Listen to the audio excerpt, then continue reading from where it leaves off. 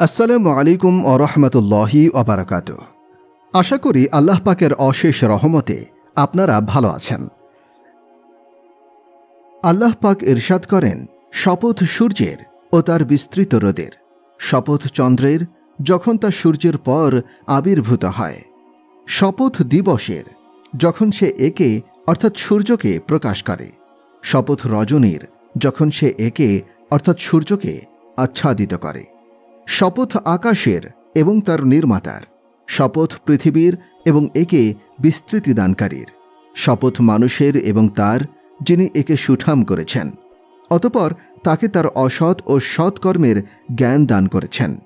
সফলকাম সেই হবে যে নিজ আত্মাকে পরিশুদ্ধ করবে, আর ব্যর্থকাম হবে সেই যে তাকে গুনাহের মধ্যে ধসিয়ে দেবে।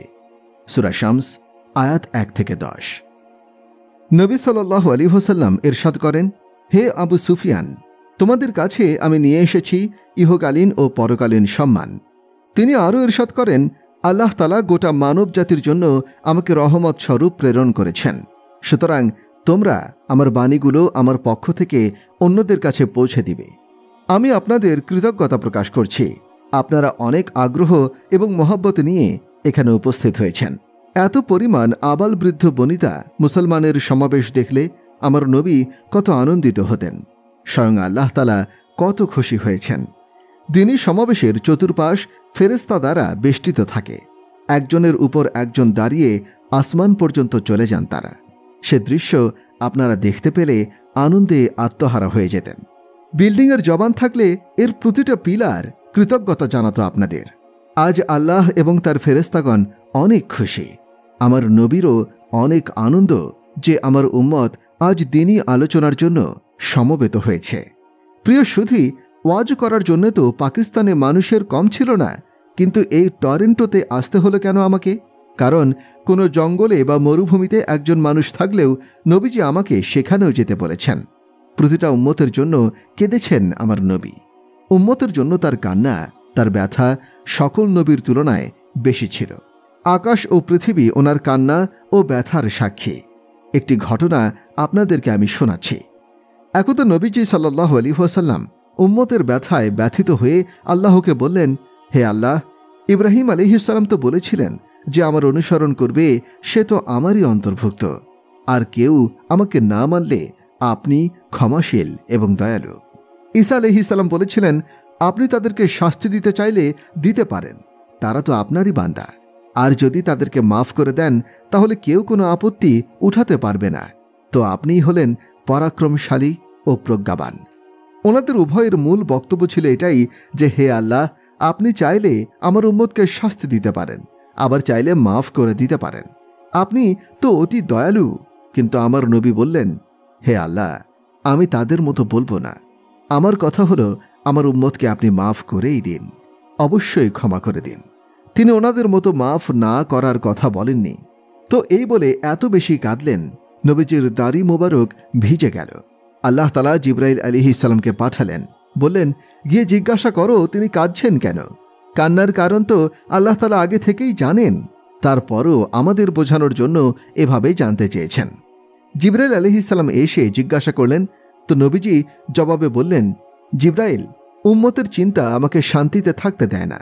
তখন আল্লাহ তাআলা জিবরাইল আলাইহিস সালামকে আবার এই বার্তা দিয়ে পাঠালেন, নবী, আপনার উম্মতের ব্যাপারে আমি আপনাকে সন্তুষ্ট করে দেব, আপনার কোনো কষ্ট থাকবে না।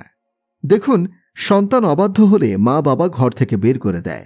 পত্রপত্রিকাতে বিভিন্ন সময় এই মর্মে সংবাদ দেখা যায়। আমার সন্তানকে আমি ত্যায্য করলাম। আমি তো দিন শিখতে চেয়েছিলাম, কিন্তু আমার বাবা এমনিতে ভালো মানুষ ছিলেন, কিন্তু দিন শিক্ষায় বাধা দিয়েছিলেন। আসলে 70-এর দশকে ধর্মীয় শিক্ষায় শিক্ষিত মৌলবী হওয়াটা অনেক বড় একটা অপমানের বিষয় ছিল। আমার পিতা তা সহ্য করতে পারেনি, আমাকে ঘর থেকে বের করে দেন। 1972 সনের 23শে নভেম্বর এই ঘটনা ঘটেছিল। এখনও সেই দৃশ্যটা আমার স্পষ্ট মনে আছে। সেদিন সকাল 9টা বাজে তিনি ঘরে আসলেন। সাদা জামা এবং সাদা জমিদারি চাদর ছিল তার গায়ে। পাগড়ি খুলে কাঁধের উপর রেখেছিলেন। আমাকে দেখেই বলে উঠলেন, মৌলবী হতে চাইলে আমার ঘর থেকে তুমি বেরিয়ে যাও। এটাই মা বাবার বাস্তব চরিত্র। আমি তো তখন কোনো খারাপ কাজ করতে চাইনি, ভালো কাজের ইচ্ছাই করেছিলাম। ইলম শিখতে চেয়েছিলাম, কিন্তু বাবার পছন্দ না হওয়ায় ঘর থেকে বের করে দিলেন আমাকে। আর আমার নবী উম্মতের জন্য অস্থির হয়ে কান্নাকাটি করতেন। কোন উম্মতের জন্য? যে উম্মতের গুনাহে দুনিয়ার আকাশ বাতাস ভারী হয়ে উঠেছে। নবীজি বলেছেন, নামাজ আমার চক্ষুর শীতলতা। সেই নামাজই বর্তমানে 90% মুসলমান পড়ে না। আমার নবী ইরশাদ করেছেন, উত্তম চরিত্রের পূর্ণতা দেওয়ার জন্য আমি প্রেরিত হয়েছি, অথচ সব ধরনের খারাপ স্বভাব উম্মতের মধ্যে পাওয়া যাবে। দুনিয়ার সবচেয়ে খারাপ চরিত্রগুলো বর্তমানে উম্মতের মধ্যে বিদ্যমান। আমার নবী পবিত্রতার দাওয়াত নিয়ে এসেছিলেন, কিন্তু বর্তমানে পবিত্রতার কোনো বালাই নেই, সবকিছুই অপবিত্র হয়ে গেছে। নবীজি মা বাবাকে সম্মান করতে বলেছেন, কিন্তু আজ সারা বিশ্বে এই মা বাবাকে চরমভাবে অবহেলা করা হয়। তাদের কোনো যত্ন নেওয়া হয় না। আত্মীয়তার সম্পর্কের কোনো খোঁজ খবর রাখা হয় না। ভেদাভেদ নেই কোনো হালাল হারামে। সত্যাসত্যের মধ্যে কোনো তারতম্য নেই। সবাই আজ অর্থলিপ্সী হয়ে গেছে। প্রবৃত্তি পূজারিতে পরিণত হয়েছে সকলে। সম্পদের সামনে আজ সবার মাথা নত। অর্থের লোভে ঈমান বিক্রি করতেও মানুষ দ্বিধা করে না। দুধ বিক্রি করে কিংবা মদ বিক্রি করে যেভাবেই হোক টাকা কামানোই বর্তমানে মূল ধান্দা। সত্য মিথ্যা যেভাবেই হোক ধন সম্পদ উপার্জন করতেই হবে। বৈধের কোনো তোয়াক্কা না করেই সঞ্চয় করতে হবে টাকা পয়সা। এই হচ্ছে নবীর উম্মতের বর্তমান অবস্থা। কবি বলেন, বাগানে যখন সেরা ফুলের সৌন্দর্য ছিল, তখন হাজারো বুলবুলি ছিল, কিচিরমিচির ছিল। নার্গিস যখন ফোটে, তখন ছিল না কোনো হইচই। মালি কেঁদে বলে, এখানে ছিল ফুল আর এখানে কলি, গেল কই। আমরা দুনিয়াতে অন্যদেরকে আল্লাহর পথ দেখাতে এসেছিলাম। আমরা নিজেরাই এখন আল্লাহদ্রোহী হয়ে উঠেছি। নবীর অনুসরণ করতে আমাদেরকে পাঠানো হয়েছিল, আমরাই তার বিরোধী হয়ে বসেছি। কুরআনকে বুকে লাগানোর জন্য আমাদের সৃষ্টি করা হয়েছিল, সেই কুরআনটাই বিক্রি করে দিয়েছি আমরা। একমাত্র আমার নবী ছাড়া আর কেউ অবাধ্যকে মনে রাখে না। রাসূলের সেই কান্না তো সাহাবায়ে কেরামের জন্য ছিল না, ওনাদের শানই আলাদা। তারা তো সকলেই জান্নাতি। আল্লাহ পাক ইরশাদ করেছেন, আল্লাহ তাদের সকলকে কল্যাণের অর্থাৎ জান্নাতের প্রতিশ্রুতি দিচ্ছেন। অন্যত্র ইরশাদ হয়েছে, তার অর্থাৎ নবীর স্ত্রীগণ তাদের মুমিনদের মাতা। আরেক জায়গায় বলা হয়েছে, হে নবী পত্নীরা, তোমরা অন্যান্য নারীদের মতো নাও। অর্থাৎ নবীজিকে আল্লাহ তাআলা এমন স্ত্রী দিয়েছিলেন যাদের মতো আর কেউ দুনিয়াতে আসবে না। নবীজি বলেছেন, ফাতেমা হচ্ছে জান্নাতি নারীদের সর্দার। আরেক হাদিসে এসেছে, নবীজি সাল্লাল্লাহু আলাইহি ওয়াসাল্লাম ইরশাদ করেছেন, হাসান হোসাইন জান্নাতি যুবকদের সর্দার। নবীজি একবার আলী রাদিয়াল্লাহু আনহুকে বুকে লাগিয়ে বললেন, হে আলী, তুমি কি এতে খুশি যে জান্নাতে তোমার ঘরটা আমার ঘরের সামনেই থাকবে?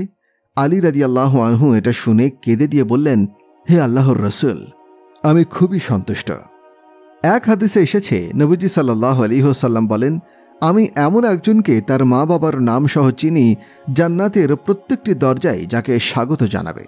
সালমান রাদিয়াল্লাহু আনহু জিজ্ঞাসা করলেন, সেই সম্মানিত লোকটি কে ইয়া রাসূলুল্লাহ? নবীজি বললেন, সে হচ্ছে আবু বকর ইবনে কুহাফা। জান্নাতের 8টি দরজায় তাকে স্বাগত জানাতে থাকবে। অপর হাদিসে আছে, রাসূল সাল্লাল্লাহু আলাইহি ওয়াসাল্লাম বলেন, স্বপ্নে আমি একটা স্বর্ণ রৌপ্য তৈরি খুব সুন্দর আলিশান মহল দেখলাম। জিজ্ঞাসা করলাম, এটি কার? বলা হলো, কুরাইশি এক যুবকের। আমি ভাবলাম এটা আমারই। এই মনে করে যখন প্রবেশ করতে গেলাম, ফেরেশতারা আমাকে বললেন, এটা ওমর ইবনুল খাত্তাবের মহল। রাসূল সাল্লাল্লাহু আলাইহি ওয়াসাল্লাম বললেন, ওমর, মন চাচ্ছিল ভেতরে গিয়ে একটু দেখে আসি, কিন্তু তখন তোমার আত্মমর্যাদা বোধ মনে পড়ে গেল, তাই আর যায়নি। এই শুনে ওমর রাদিয়াল্লাহু আনহু কান্না করে দিয়ে বললেন, হে আল্লাহর রাসূল, আপনার ওপরেও কি আমার আত্মমর্যাদা বোধ ফলাবো? ওসমান রাদিয়াল্লাহু আনহু প্রসঙ্গে বলেছেন, জান্নাতে প্রত্যেক নবীরই একজন সাথী থাকবে, তুমি হবে আমার জান্নাতের সাথী। তালহা ও জুবাইরের ব্যাপারে বলেছেন, প্রত্যেক জান্নাতি একজন করে পিএস পাবে, কিন্তু আমার পিএস 2 জন, তালহা ও জুবাইর। নবীজি সাল্লাল্লাহু আলাইহি ওয়াসাল্লাম বেলালকে উদ্দেশ্য করে বলেন, বেলাল, জান্নাতে তো আমার সামনে তোমার জুতার আওয়াজ পেয়েছি। রাসূল সাল্লাল্লাহু আলাইহি ওয়াসাল্লাম ইরশাদ করেন, আমি বেহেশতে প্রবেশ করে সেখানে কুরআন পাঠ করতে শুনলাম। আমি জিজ্ঞাসা করলাম, এই আওয়াজ কার? ফেরেশতাগণ বললেন, হারিসা ইবনে নোমান রাদিয়াল্লাহু আনহুর। নবীজি জিজ্ঞাসা করলেন, হারিসা তো এখনো মদিনায়, তার আওয়াজ এখানে আসে কি করে? উত্তরে বলা হলো, সে নিজ মায়ের সাথে উত্তম আচরণ করে, এর বরকতেই তার তেলাওয়াতের আওয়াজ জান্নাতে ধ্বনিত হয়। তখন রাসূল বলেন, পুণ্যের প্রতিফলন এরূপী, পুণ্যের প্রতিফলন এরূপী। সে ছিল সকল মানুষের তুলনায় নিজের মায়ের সাথে সর্বাধিক সদাচরণকারী। আমাদের এই পুরো হলরুমে আওয়াজ পৌঁছাতে কতগুলো সাউন্ড বক্স লেগেছে, কি বিশাল সাউন্ড সিস্টেমের ব্যবস্থা করতে হয়েছে, কিন্তু হারিসার কুরআন তেলাওয়াতের আওয়াজ দুনিয়া থেকে জান্নাতে গিয়ে পৌঁছেছে। এটা কি কোনো সাউন্ড বক্সের মাধ্যমে পৌঁছেছে? না তো, বরং একমাত্র মায়ের সাথে সদ্ব্যবহারের বদৌলতেই এই মর্যাদা অর্জিত হয়েছে। সেই মাই আজ পুরো দুনিয়ায় অবহেলিত, তার যত্ন নেওয়ার কেউ নেই। ইন্ডিয়া, পাকিস্তান, বাংলাদেশ, কানাডা বা ইউরোপ যেখানেই বলেন, সব জায়গাতেই একই অবস্থা। সন্তানের যত্ন পায় এমন সৌভাগ্যবতী মায়ের সংখ্যা নিতান্তই স্বল্প। সম্পদের লোভ আজ মানুষকে পাগল, অন্ধ বানিয়ে দিয়েছে। সব সময় শুধু অর্থের পেছনেই মানুষ ছুটছে। এই সকল ছোটাছুটির শেষ পরিণাম কি? ম্যাথমেটিক্সের একটি মূলনীতি হচ্ছে মিলিয়ন, ট্রিলিয়ন এবং বিলিয়ন ইন্টু জিরো। ফলাফল হয় জিরো। আল্লাহর শপথ, দুনিয়ার প্রসিদ্ধি, পদমর্যাদা, প্রভাব প্রতিপত্তি, ধন দৌলত, বাড়ি গাড়ি, ব্যবসা সবকিছু মৃত্যুর সামনে জিরো। আজ আমি মারা গেলে আমাকে বলা হবে লাশ, মাইয়াত। তারেক জামিল বলে সম্বোধন করা হবে না, মাওলানাও বলবে না কেউ। সন্তানরা বলবে, তাড়াতাড়ি দাফন কাফনের কাজে শেষ করুন সবাই। মৃত ব্যক্তির ক্ষেত্রে এরকম বলতে শোনা যায় না যে বাবাকে, মাকে কিংবা শাহজাদের দাফন কাফনের ব্যবস্থা করো। সবাই বলে, তাড়াতাড়ি লাশের কাফন দাফন করো। এটাই বাস্তবতা। জানাজা পড়তে গিয়ে মানুষ সময় দেখে আর বলে, দেরি হয়ে গেল তো, তাড়াতাড়ি জানাজা শেষ করো, দ্রুত ওকে বিদায় করো। দুনিয়ার নেতৃত্ব, মান সম্মান, টাকা পয়সা, ক্ষমতা কিংবা অপমান, দারিদ্র, মৃত্যুর সামনে সবকিছুর ফলাফল হয় শূন্য। মাটির একটি টিলায় পরিণত হয় সব। এই দুনিয়া প্রতারণার ফাঁদ মাত্র, মাছির একটা পাখার মতন এর স্বরূপ। মাকড়সার জালের মতো দুর্বল এটা। আজকে আছে তো কালকে নেই, বরং শ্বাস নেওয়ার পর শ্বাসটা বের করতে পারবে কিনা সেটারও গ্যারান্টি নেই। এই নিশ্চয়তা নেই যে এক পা ফেলার পরে আরেক পা ফেলতে পারবে, এখান থেকে ওখানে যেতে পারবে। উপর থেকে নিচে যাওয়া পর্যন্ত আমার হায়াত থাকবে, এটাও আমার জানা নেই। এমন তুচ্ছ জীবনের জন্য কি আমরা অমূল্য রতন ঈমান বিকিয়ে দেব? এর জন্যই কি নিজের পরকালে নিজেই আগুন জ্বালাবো? আজিজুল হাসান মজ্জুব রহিমাহুল্লাহ বলেন, মৃত্যু কাউকেই ছাড়েনি, না কেশরা না দ্বারা। সিকান্দার বিজয়ী হেরেছে মৃত্যুর দ্বারা। দুনিয়া ছেড়ে গিয়ে সবাই আফসোস করে কত, পরে রয় দুনিয়াতেই তার প্রভাব ক্ষমতা যত। দুনিয়া নয়তো কারো মন লাগানোর জায়গা, এটা তামাশার নয়, শিক্ষা গ্রহণের জায়গা। তো এই মায়ের সেবাই 7 আসমান পার করে হারিসা ইবনে নোমানের তেলাওয়াতের শব্দ জান্নাতে পৌঁছে দিয়েছিল। মায়ের সেবাটাই এখানে সাউন্ড সিস্টেমের কাজ করেছে। হারিসা রাদিয়াল্লাহু আনহু মায়ের খিদমত কিভাবে করতেন? তিনি কিন্তু স্ত্রীকে মায়ের খিদমতের জন্য বলতেন না, বরং নিজেই করতেন। স্ত্রীকে বলতেন, মা আমার ব্যক্তিগত সম্পত্তি, এতে তোমার কোনো অধিকার নেই। মায়ের খিদমত করা ব্যক্তির নিজের দায়িত্ব, স্ত্রীর দায়িত্ব নয় সেটা। অথচ যার দায়িত্ব নেই তাকেই মায়ের খিদমতে এগিয়ে দিই আমরা। আল্লাহর রাস্তে আপনারা প্রত্যেককে হুকুম অধিকারগুলো ভালোভাবে বুঝুন। আপনাদের তো শরীয়ত জীবনাচার শিখিয়ে দিয়েছে, কিন্তু সেটা না জানার কারণে আজ পৃথিবীতে সব জায়গায় অশান্তির আগুন দাও দাও করে জ্বলছে। তো হারিসা রাদিয়াল্লাহু আনহু নিজের মায়ের কাপড় ধুয়ে দিতেন, চুলে তেল লাগিয়ে চিরুনি করে দিতেন, উকুনও বেছে দিতেন, নিজেই রান্নাবান্না করে মাকে খাওয়াতেন মুখে তুলে। এর বিনিময়ে তার তেলাওয়াতের শব্দ গুঞ্জরিত হয়েছে জান্নাতে। আরেকটি ঘটনা শুনুন। হযরত মুসা আলাইহিস সালাম একদিন আল্লাহ তাআলার কাছে জানতে চাইলেন, তার সঙ্গে জান্নাতে কে থাকবে? উত্তরে আল্লাহ পাক বললেন, তোমার সঙ্গে জান্নাতে থাকবে এক কসাই। মুসা আলাইহিস সালাম অবাক হয়ে আল্লাহর কাছে জানতে চাইলেন, একজন কসাইয়ের এমন কি আমল আছে যার কারণে তাকে আপনি আমার সঙ্গে জান্নাতে বাস করতে দেবেন? আমার অনেক জানতে ইচ্ছা করছে। আল্লাহ তাআলা বললেন, হে মুসা, তুমি যদি তা জানতে চাও তাহলে ওই কসাইয়ের কাছে যাও। মুসা আলাইহিস সালাম আল্লাহর কথা মতো ওই কসাইয়ের কাছে গেলেন। দূর থেকে দেখতে লাগলেন ওই কসাই কি করে। কসাই মাংস বিক্রি শেষ হলে দোকান বন্ধ করে সামান্য কিছু মাংস নিয়ে বাড়ির দিকে রওনা দেয়। মুসা আলাইহিস সালাম তার পেছনে পেছনে যায়। কসাই বাড়িতে গিয়ে মাংসগুলো ছোট ছোট করে কেটে রান্না করে আর কিছু রুটি বানায়। তারপর ঘরে ঢুকে এক বৃদ্ধ নারীকে যত্ন করে ধরে বসায় এবং তারপর মাংস আর রুটি ছোট ছোট করে খাওয়াতে থাকে। মুসা আলাইহিস সালাম অবাক হয়ে সব দেখতে থাকেন। কিছুক্ষণ পর তিনি খেয়াল করেন ওই নারী কসাইয়ের কানে কানে কি যেন বলছে, আর কসাই তার কথা শুনে মুচকি মুচকি হাসছে। খাওয়া শেষ হলে কসাই বাইরে আসে। মুসা আলাইহিস সালাম তার পরিচয় গোপন রাখেন। তাকে জিজ্ঞাসা করেন, ওই বৃদ্ধা নারী আপনার কানে কানে কি বলল, যা শুনে আপনি হাসলেন? কসাই উত্তরে বলল, উনি আমার মা। আমি প্রতিদিন এইভাবে আমার মাকে খাইয়ে দিই, আর মা আমার কানে কানে বলে, আল্লাহ তোমাকে মুসা নবীর সঙ্গে জান্নাত দান করুন। আর আমি আমার মায়ের কথা শুনে হাসি, বলি, কোথায় মুসা আলাইহিস সালাম আর কোথায় আমি? মুসা আলাইহিস সালাম তার কথা শুনে কাঁদতে থাকেন আর তাকে বুকে জড়িয়ে নিয়ে বলেন, তোমার মায়ের কথা আল্লাহ তাআলা কবুল করেছেন। আমি মুসা যার সঙ্গে তুমি জান্নাতবাসী হবে। এটি লোকমুখে প্রচলিত একটি ঘটনা, যার কোনো ভিত্তি নেই। আমার নবী সাল্লাল্লাহু আলাইহি ওয়াসাল্লাম সাহাবায়ে কেরামের নাম ধরে ধরে সুসংবাদ দিয়েছেন। বলেছেন, কেউ জান্নাতি মহিলা দেখতে চাইলে সে যেন উম্মে রোমানকে দেখে নেয়। রাসূল বলেছেন, আয়েশা, যখন থেকে আমি জানতে পারলাম জান্নাতে তুমি আমার স্ত্রী হবে, তখন থেকে মৃত্যু আমার জন্য সহজ হয়ে গেছে। এটা বলে আয়েশা রাদিয়াল্লাহু আনহার মনোরঞ্জন করেছেন রাসূল সাল্লাল্লাহু আলাইহি ওয়াসাল্লাম। ভালোবাসার বহিঃপ্রকাশ করতে হয় কিভাবে সেটা শেখানোর জন্য নবীজি এটা বলেছিলেন।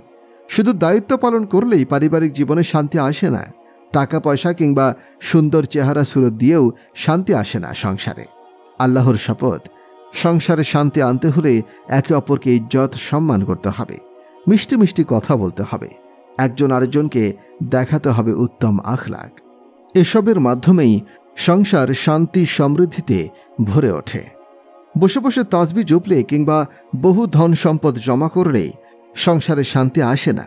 7 মহাদেশেই একটি অভিন্ন মূলনীতি রয়েছে, তা হল কোনো পুরুষ বা নারীর আখলাখ ভালো, তার সংসারে শান্তি আসবে। যার কথায় বিষ ছড়ায় তার সংসারে অশান্তির আগুন দাউ দাউ করে জ্বলবে। দুনিয়ার কোনো শক্তি তা নিভাতে পারবে না। তার সংসারকে কেউই বাঁচাতে পারবে না ধ্বংসের হাত থেকে। যাই হোক, সাহাবায়ে কেরামের জান্নাতি হওয়ার সুসংবাদ দেওয়া হয়েছে আমার নবীকে। জানানো হয়েছে অমুকের মর্যাদা এটা, অমুকের অবস্থান এখানে, অমুক থাকবে এই জায়গায়।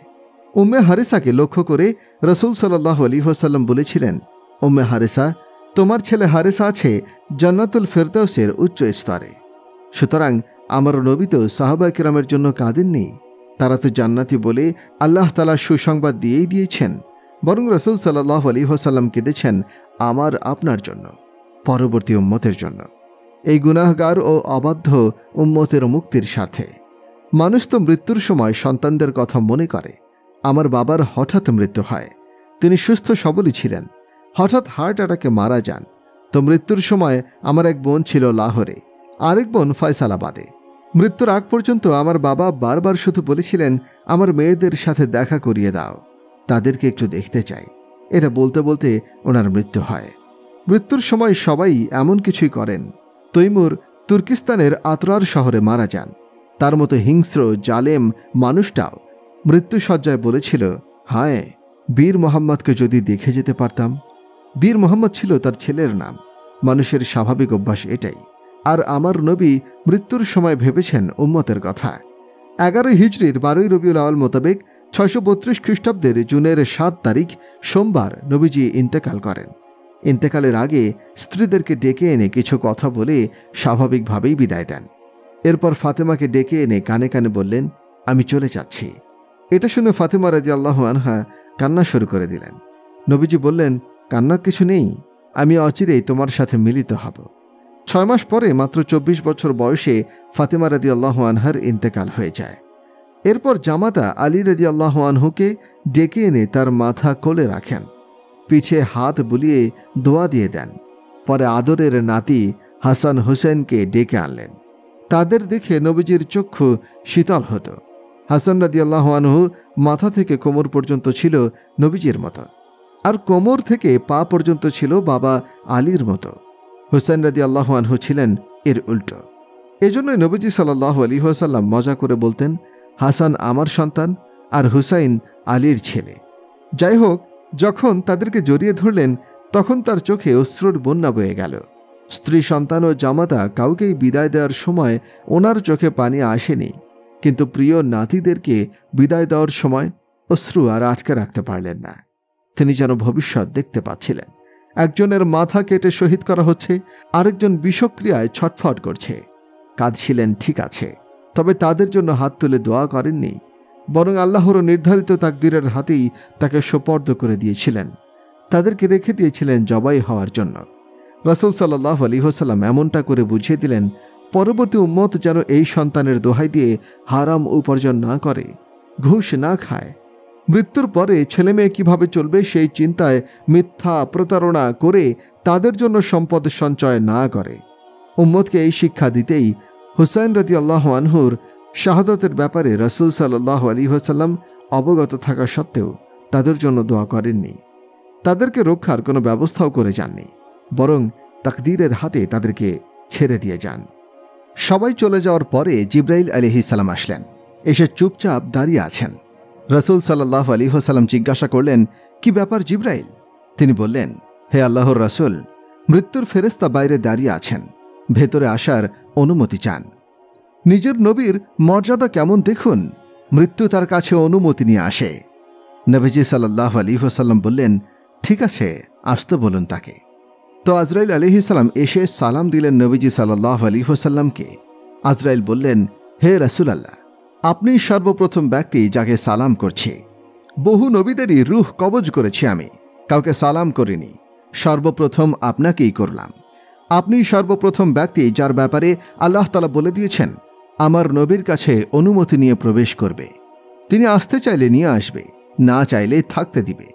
নবীজি জিজ্ঞাসা করলেন, আমি বললে আমার প্রাণ বের করে নিয়ে যাবে? আজরাইল আলাইহিস সালাম বললেন, হ্যাঁ, নিয়ে যাব। রাসূল সাল্লাল্লাহু আলাইহি ওয়াসাল্লাম জিবরাইল আলাইহিস সালামের দিকে চোখের ইশারায় জিজ্ঞাসা করলেন, আপনি কি বলেন? জিবরাইল আলাইহিস সালাম বললেন, আল্লাহ তাআলা আপনার সাক্ষাতের আগ্রহ দেখিয়েছেন। ওপারে সব স্টেজ সাজানো আছে, 7 আসমানের সকল ফেরেশতা আপনাকে স্বাগতম জানানোর জন্য একত্রিত হয়ে আছে। সেই মুহূর্তে কিন্তু রাসূল হাসান হোসাইনের জন্য দোয়া করেননি। আমরা হলে কিন্তু নিজের সন্তানের কথাই ভাবতাম, অথচ তিনি তাদের ভবিষ্যৎ দেখছিলেন। একজনের মাথা কাটা, আরেকজন বিষক্রিয়ায় ছটফট করছে, বরং তখন তিনি জিবরাইলকে বললেন, আল্লাহর কাছে জিজ্ঞাসা করুন আমার মৃত্যুর পর আমার উম্মতের সাথে আল্লাহ তাআলা কি আচরণ করবেন। আজরাইল সেখানেই অপেক্ষমান। জিবরাইল আলাইহিস সালাম আল্লাহর দরবারে গিয়ে আবার ফিরে এলেন, বার্তা নিয়ে এলেন, প্রিয় নবী আমার, চিন্তা করবেন না, আপনার উম্মতকে কখনো আমি একা ছেড়ে দেব না, সব সময় তাদের সাথেই থাকব। আল্লাহর কসম, সেই দিন যদি আমার নবী আল্লাহর কাছে এটা কবুল করিয়ে না নিতেন, তাহলে আমরাও বর্তমানে বানর শুয়োরে পরিণত হতাম। আমাদের তো আল্লাহর সাথে বিশেষ কোনো সম্পর্ক নেই। পাপাচারিতায় এই উম্মত পূর্ববর্তী সকল উম্মতকে ছাড়িয়ে গিয়েছে, সব সীমা লঙ্ঘন করে ফেলেছে। তারপরেও এই উম্মতের ব্যাপারে ব্যাপক আযাব আসে না। এর একমাত্র কারণ উম্মতের জন্য আমার নবীর কান্না, আহাজারি, ফরিয়াদ। তিনি আল্লাহর দরবারে ফরিয়াদ করেছেন এই উম্মতকে যেন সমূলে ধ্বংস করে না দেয়া হয়। পূর্বেকার কোনো নবী মৃত্যুর সময় উম্মতের কথা চিন্তা করেননি। একমাত্র আমাদের নবী মুহাম্মদ সাল্লাল্লাহু আলাইহি ওয়াসাল্লাম মৃত্যু শয্যায়ও উম্মতের চিন্তায় কেঁদেছেন। নবীজির মৃত্যু পরবর্তী সব উম্মত কি জুনায়েদ বাগদাদের মতো হবে? সবাই কি আর রাবেয়া বশরের মতো হবে? হবে না তো। অধিকাংশ হবে পাপাচারী, অবাধ্য এবং ফাসেক। তারপরেও এদের জন্যই নবীজি কান্না করেছেন, দোয়া করেছেন। তো এই মৃত্যুর সময়ও নবীজি কিন্তু বলেছেন নামাজ ও দুর্বল লোকদের প্রতি বিশেষ খেয়াল রাখবে। বর্তমানে কয়জন পাওয়া যাবে যারা 5 ওয়াক্ত নামাজ পড়ে? কয়জন এমন পাওয়া যাবে যারা ধন সম্পদ পাওয়ার পরেও আল্লাহর কথা মনে রাখে, দুর্বলদের উপর জুলুম করে না? অথচ রাসূলের সর্বশেষ উপদেশ ছিল এটাই, কিয়ামতের সবচেয়ে ভয়াবহ সময়েও একমাত্র নবীজিই থাকবেন পাশে। কিয়ামত প্রসঙ্গে কুরআনে বর্ণিত হয়েছে, সেদিন অর্থাৎ কিয়ামতের দিন মুত্তাকিদের জন্য জান্নাতকে একেবারে নিকটবর্তী করে দেয়া হবে। আরেক আয়াতে এসেছে, পথভ্রষ্টদের জন্য উন্মোচিত করা হবে জাহান্নাম। আরও ইরশাদ হয়েছে, তোমাদের প্রত্যেককেই জাহান্নাম পার হতে হবে। এটা আপনার প্রতিপালকের অনিবার্য সিদ্ধান্ত। আরেক জায়গায় আল্লাহ পাক বলেন, কিয়ামতের দিন আমি ন্যায়ানুগ তুলাদণ্ড স্থাপন করব, ফলে কারো প্রতি কোনো জুলুম করা হবে না। যদি কোনো কর্ম তিল পরিমাণও হয় তবে তাও আমি উপস্থিত করব। হিসাব গ্রহণের জন্য আমি যথেষ্ট। তো জাহান্নামকে উপস্থিত করা হলে সে এক চিৎকার মারবে। তখন সমস্ত মানুষ, ফেরেশতা এবং আম্বিয়া কেরাম হাঁটু গেড়ে বসে থাকবে। বসে সবাই বলতে থাকবেন, আমার কি হবে, হায় আমার কি হবে। ফেরেশতাগণ আর নবীগণ তো নিষ্পাপ, তারা জাহান্নামে যাবেন না, জান্নাতের জন্যই তাদেরকে সৃষ্টি করা হয়েছে। ইব্রাহিম আলাইহিস সালাম বলবেন, হে আল্লাহ, আমার বাবার কথা আমার জানার দরকার নাই, আপনি আমাকে বাঁচান। ঈসা আলাইহিস সালাম বলবেন, আল্লাহ, আমার মা মরিয়মের ব্যাপারে কিচ্ছু জানি না আমি, আপনি আমাকে বাঁচান। এরকম প্রতিটি মানুষই নিজের আত্মীয় স্বজনের কোনো খোঁজ নেবে না। সবাই ব্যস্ত থাকবে নিজ নিজ চিন্তায়। তখন একদিক থেকে আওয়াজ আসবে, আমার উম্মতের কি হবে, আমার উম্মতের কি হবে। এরকম একটা আওয়াজ শোনা যাবে।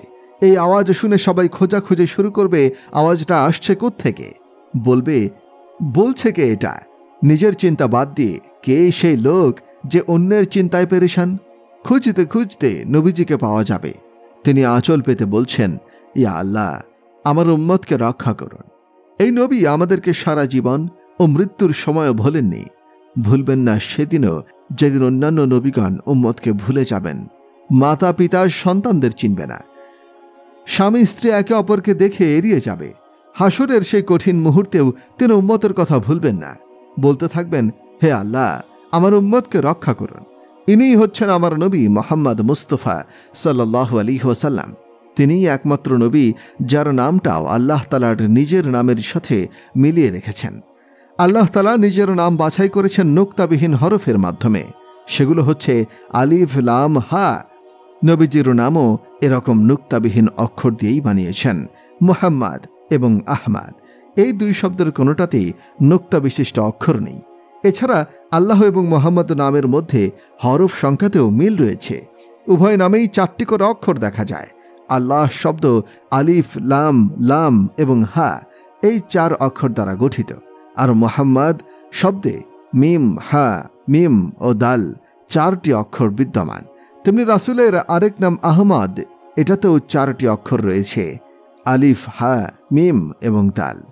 আল্লাহ, মোহাম্মদ, আহমদ এই 3টি নামে মোট 12টি অক্ষর রয়েছে।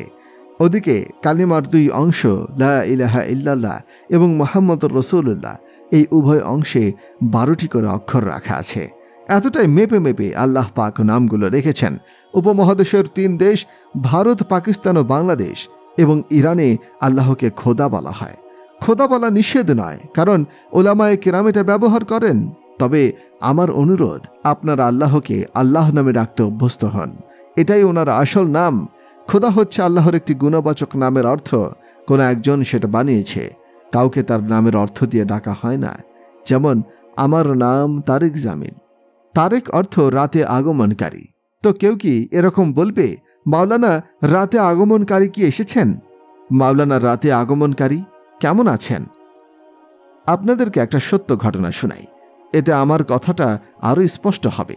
আমাদের রাজপুত বংশের একটা শাখার নাম ডিঙ্গে শিয়াল, মূলত শিয়াল শাখার নাম। এর আগে ডিঙ্গে শব্দ ব্যবহার করা হয়। এরা যুদ্ধ বিগ্রহে খুবই পারদর্শী। তো পাঞ্জাবি ভাষায় ডিঙ্গে অর্থ বাঁকা। তো আমাদের এক বন্ধু যে বর্তমানে মৃত, তার নাম ছিল জাহাঙ্গীর ডিঙ্গে। সে একবার তার বন্ধুর কাছে ফোন দিল। তখন বন্ধুর স্থলে তার ছোট মেয়ে ফোনটা ধরল। সে বলল, আব্বা তো ঘরে নেই।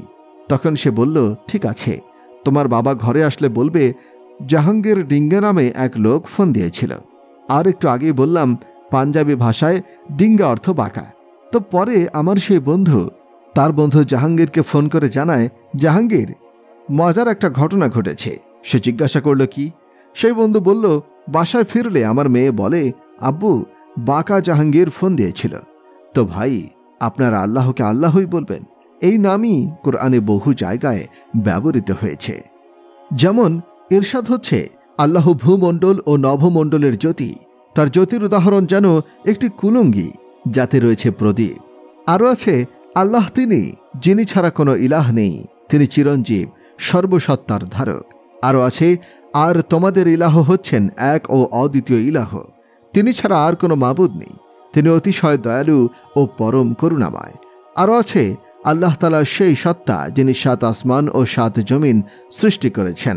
আরও আছে, আল্লাহই সেই সত্তা যিনি 7 আসমানকে খুঁটিবিহীন উঁচু করেছেন, যা তোমরা দেখতেই পাচ্ছ। বলুন, হে নবী, আল্লাহই সকল সৃষ্টিকে অস্তিত্ব দান করেছেন। মৃত্যুর পর তিনিই আবার তাদের পুনরাবর্তন ঘটাবেন। তিনি আল্লাহ, যিনি ছাড়া কোনো মাবুদ নেই, তিনি গুপ্ত ও প্রকাশ্য সব কিছুর জ্ঞাতা, তিনি সকলের প্রতি দয়াবান ও পরম দয়ালু। বলুন, হে নবী, তিনি আল্লাহ এক ও অদ্বিতীয়। আল্লাহ কারো প্রতি মুখাপেক্ষী নন, সবাই তার প্রতি মুখাপেক্ষী। তিনি কাউকে জন্ম দেননি, কারো সন্তানও নন তিনি, আর তার সমকক্ষ কেউ নেই। প্রিয় ভাই ও বোনেরা আমার, আপনাদের কাছে আমার একটা অনুরোধ নিয়ে এসেছি। তা হলো, এতদিন তো নিজের মন মতো জীবন কাটিয়েছেন, আজ থেকে মুহাম্মদের আদর্শে জীবনটাকে গড়ে তুলুন। মুহাম্মদের একনিষ্ঠ অনুসারী হয়ে উঠুন, আল্লাহকে দেখান। কবি ইকবাল বলে, মুহাম্মদের অনুসারী হলে গোটা দুনিয়া হবে অনুগত, দুনিয়ার সাথে অনুগামী হবে লৌহ ও কলম আছে যত। হজরত মুস্তফা মুহাম্মদ সাল্লাল্লাহু আলাইহি ওয়াসাল্লাম আল্লাহ তাআলার সবচেয়ে প্রিয় মানুষ। তার আদর্শে যে চলবে তাকে আল্লাহ তাআলা সর্বাধিক প্রিয় করে নেবেন। মুহাম্মদ সাল্লাল্লাহু আলাইহি ওয়াসাল্লামের অনুসারী যে হবে, আল্লাহ তাআলা তাকেও সবচেয়ে বেশি ভালোবাসবেন। আমার আল্লাহ একমাত্র আমার নবীকেই নিজের হাবিব, পরম প্রিয় বানিয়েছেন, আর কাউকেই নয়। মুহাম্মদ সাল্লাল্লাহু আলাইহি ওয়াসাল্লাম নবী কবে হয়েছেন? এর সাধারণ উত্তর হলো 40 বছর বয়সে। আরও নির্দিষ্ট করে বলতে হয় 40 বছর 6 মাস 10 দিন বয়সে। 21শে রমজান সোমবারে নবুয়ত পেয়েছেন তিনি। কিন্তু এক হাদিসে এসেছে, আবু হুরায়রা রাদিয়াল্লাহু আনহু জিজ্ঞাসা করেন, হে আল্লাহর রসুল, আপনি নবী কখন হয়েছিলেন? রসুল জবাব দেন, আদম আলাইহিস সালামের দেহ রূহবিহীন থাকা অবস্থাতেই আমি নবী হয়েছি। আমাদের নবী আন্তর্জাতিক নবী, পুরো পৃথিবীর জন্যই তাকে নবী করে পাঠানো হয়েছিল। পুরো দুনিয়া থেকে তিনি বিশেষভাবে নির্বাচিত। নবীজি বলেন, আল্লাহ তাআলা আদম সন্তানের মধ্যে আরবদেরকে নির্বাচিত করেছেন। আরবদের থেকে বাছাই করেছেন মুজারকে। মুজারের অন্যান্য সন্তানাদি থেকে নির্ধারণ করেছেন কুরাইশকে। সেই কুরাইশের সকল সন্তানের মধ্যে হাশেমকে বেছে নিয়েছেন। এই হাশেমের মধ্য থেকেই আল্লাহ তাআলা আমাকে নবী রূপে গ্রহণ করেছেন। আমার বংশ সর্বোচ্চ মর্যাদা সম্পন্ন, আমি সবচেয়ে উচ্চ বংশীয় লোক। আদম আলাইহিস সালাম পর্যন্ত একমাত্র মুহাম্মদ সাল্লাল্লাহু আলাইহি ওয়াসাল্লামের বংশ পরম্পরা প্রমাণিত। ইরশাদ হয়েছে, তোমাদের কাছে তোমাদের মধ্য থেকেই একজন রাসূল এসেছেন। এই আনফুসিহুম শব্দটাকে আনফুসিকুমও পড়া যায়, তখন অর্থ হবে তোমাদের কাছে সর্বোচ্চ বংশীয় একজন রাসূল এসেছেন। রাসূলের মতো এত সুন্দর, সুশ্রী, সুদর্শন, পবিত্র, শ্রেষ্ঠ, উচ্চ বংশীয় ও পরিপূর্ণ মানুষ দুনিয়াতে দ্বিতীয় কেউ নেই। দুনিয়াতে ওনার আগমনটাও ছিল ভিন্ন রকম, পৃথিবী থেকে প্রস্থানটাও ছিল অনন্য। দুনিয়াতে তিনি এসেছেন তো সবার শেষে, কিন্তু তার সৃষ্টি হয়েছে সবার আগে। অন্যান্য শিশুর মতো তিনিও মায়ের পেট হয়েই দুনিয়াতে এসেছেন, তবে ওনার আগমনের অবস্থা ছিল ব্যতিক্রম। অন্যান্য বাচ্চার মতো জন্মের সময় তার শরীরে কোনো নাপাকি ছিল না, বরং তখন সুগন্ধি ছড়িয়ে পড়েছিল। মায়ের সাথে তার নাভি সংযুক্ত ছিল না, বরং কর্তিত ছিল। খতনাকৃত অবস্থায় জন্মেছিলেন তিনি। জন্মের এমন এক ধাত্রী উপস্থিত ছিল, সে বলল, আমেনা, তোমার বাচ্চা তো বড় অদ্ভুত, এত সুন্দর বাচ্চা এর আগে আমি কখনো দেখিনি। জন্মের পর নবীজিকে মায়ের পাশে শোয়ানো হলে তিনি পাশ ফিরে সেজদায় যান। দীর্ঘ সময়ে সেজদা শেষে তিনি এক হাতে ভর দিয়ে আরেক হাত দিয়ে আকাশের দিকে ইশারা করেন। এ সময় পুরো ঘরে একটি আলো ঝলমলিয়ে ওঠে। নবীজি দুনিয়াতে আগমন করেই জানিয়ে দেন, আমি নামাজ নিয়ে দুনিয়াতে এসেছি, সেটা কখনো ত্যাগ করা যাবে না। নবীজির মাতা আমেনা বাচ্চাকে কোলে তুলে নিলেন। সেই মুহূর্তে ছাদ ফেটে ঘন কুয়াশা এসে ছেয়ে গেল পুরো ঘরের মধ্যে। কুয়াশার ফলে বাচ্চাকে আর দেখা যাচ্ছিল না। আমেনা বলেন, তখন আমি কাউকে বলতে শুনলাম, পূর্ব পশ্চিম থেকে নিয়ে ঘুরিয়ে আনো একে, সেই সাথে সমুদ্র সমূহেও ছড়িয়ে দাও তার পরিচয়, সবাই যেন নাম, আকৃতি এবং গুণাবলী সহকারে তাকে চিনতে পারে। এভাবে ঘুরিয়ে আনার মানে হলো বিশ্ববাসীর সামনে ঘোষণা দেয়া যে এই ব্যক্তিকে যে অনুসরণ করবে সে পথ পেয়ে যাবে, তার সম্মান বাড়বে, জান্নাতে প্রবেশ করতে পারবে সে। আর একে যে ফলো করবে না সে পথভ্রষ্ট হয়ে ধ্বংস হয়ে যাবে। আমেনা বলেন, আমি আরও শুনতে পেলাম কেউ বলছে আদম আলাইহিসসালামের চারিত্রিক স্বচ্ছতা, শীশ আলাইহিসসালামের মারিফাত, নূহ আলাইহিসসালামের সাহসিকতা, আল্লাহর সাথে ইব্রাহিম আলাইহিসসালামের বন্ধুত্ব, ইসমাইল আলাইহিসসালামের বাগ্মিতা, লূত আলাইহিসসালামের প্রজ্ঞা, ইয়াকুব আলাইহিসসালামের সুসংবাদ, ইউসুফ আলাইহিসসালামের সৌন্দর্য, মুসা আলাইহিসসালামের প্রভাব, ঈসা আলাইহিসসালামের জিহাদি মনোভাব, দাউদ আলাইহিসসালামের মিষ্টি কথা, আয়ুব আলাইহিসসালামের ধৈর্য, ইউনুস আলাইহিসসালামের আনুগত্য, ইয়াহইয়া আলাইহিসসালামের পরিশুদ্ধতা এবং ঈসা আলাইহিসসালাম এর দুনিয়া বিমুখতা, এই সব গুণ এই বাচ্চার মধ্যে দিয়ে দাও। এছাড়া সমস্ত নবীর গুণাবলী সমবেত করো এই শিশুর মধ্যে। এই হাদিসের ব্যাপারে ওলামায়ে কেরামের মারাত্মক আপত্তি রয়েছে। এভাবে নবী করিম সাল্লাল্লাহু আলাইহি ওয়াসাল্লাম মায়ের পেট থেকে জন্মের পরেই সকল নবীর গুণাবলী আল্লাহ তার মধ্যে ঢেলে দিয়েছিলেন। এরপর 63 বছর জীবন কাটিয়েছেন সেই সব গুণাবলী নিয়ে। আল্লাহ ছাড়া আমার নবীর মাকাম আর কেউ বুঝতে পারেনি, পারবেও না। ইরশাদ হয়েছে, শপথ নক্ষত্রের, যখন তা পতিত হয় তোমাদের সঙ্গী পথভ্রষ্ট হননি এবং বিপথগামীও হননি। আর সে মন গড়া কথাও বলে না, এটা তো খালেস ওহী যা তার কাছে পাঠানো হয়। তাকে শিক্ষা দিয়েছে এক প্রচণ্ড মহাশক্তিমান ফেরেশতা, যে প্রজ্ঞাসম্পন্ন ঊর্ধ্ব দিগন্তে সে নিজের আকৃতিতে আত্মপ্রকাশ করল। তারপর সে নিকটে এসে ঝুঁকে গেল। তখন তাদের উভয়ের মাঝে ব্যবধানের পরিমাণ ছিল 2 ধনুক বা তার চেয়েও কম।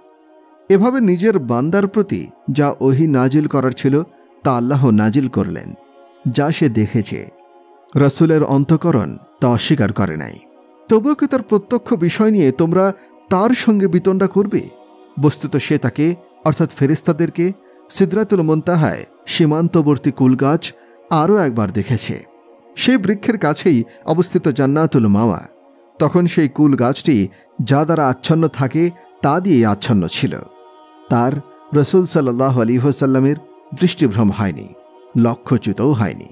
সূরা নাজম 1-17। অন্যত্র ইরশাদ হয়েছে, শপথ পূর্বাহ্নের, শপথ রাত্রির, যখন তা গভীর হয়। আমার প্রতিপালক আপনাকে ত্যাগ করেননি এবং আপনার প্রতি বিরূপ হননি। আপনার জন্য পরকাল নিশ্চয়ই ইহকাল অপেক্ষা শ্রেয়। অচিরেই আপনার পালনকর্তা আপনাকে দিয়ে সন্তুষ্ট করে দেবেন।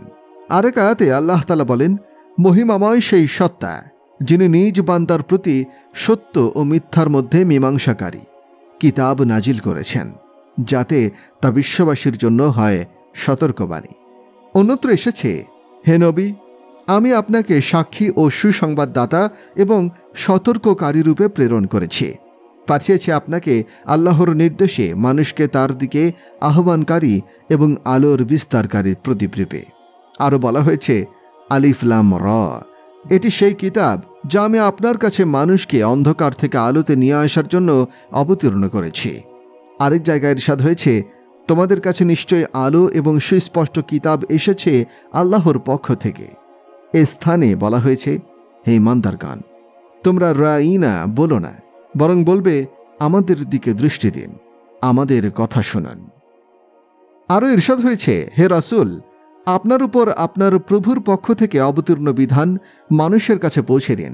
এমনটা না করলে রিসালাতের দায়িত্ব আপনার দ্বারা আদায় হল না।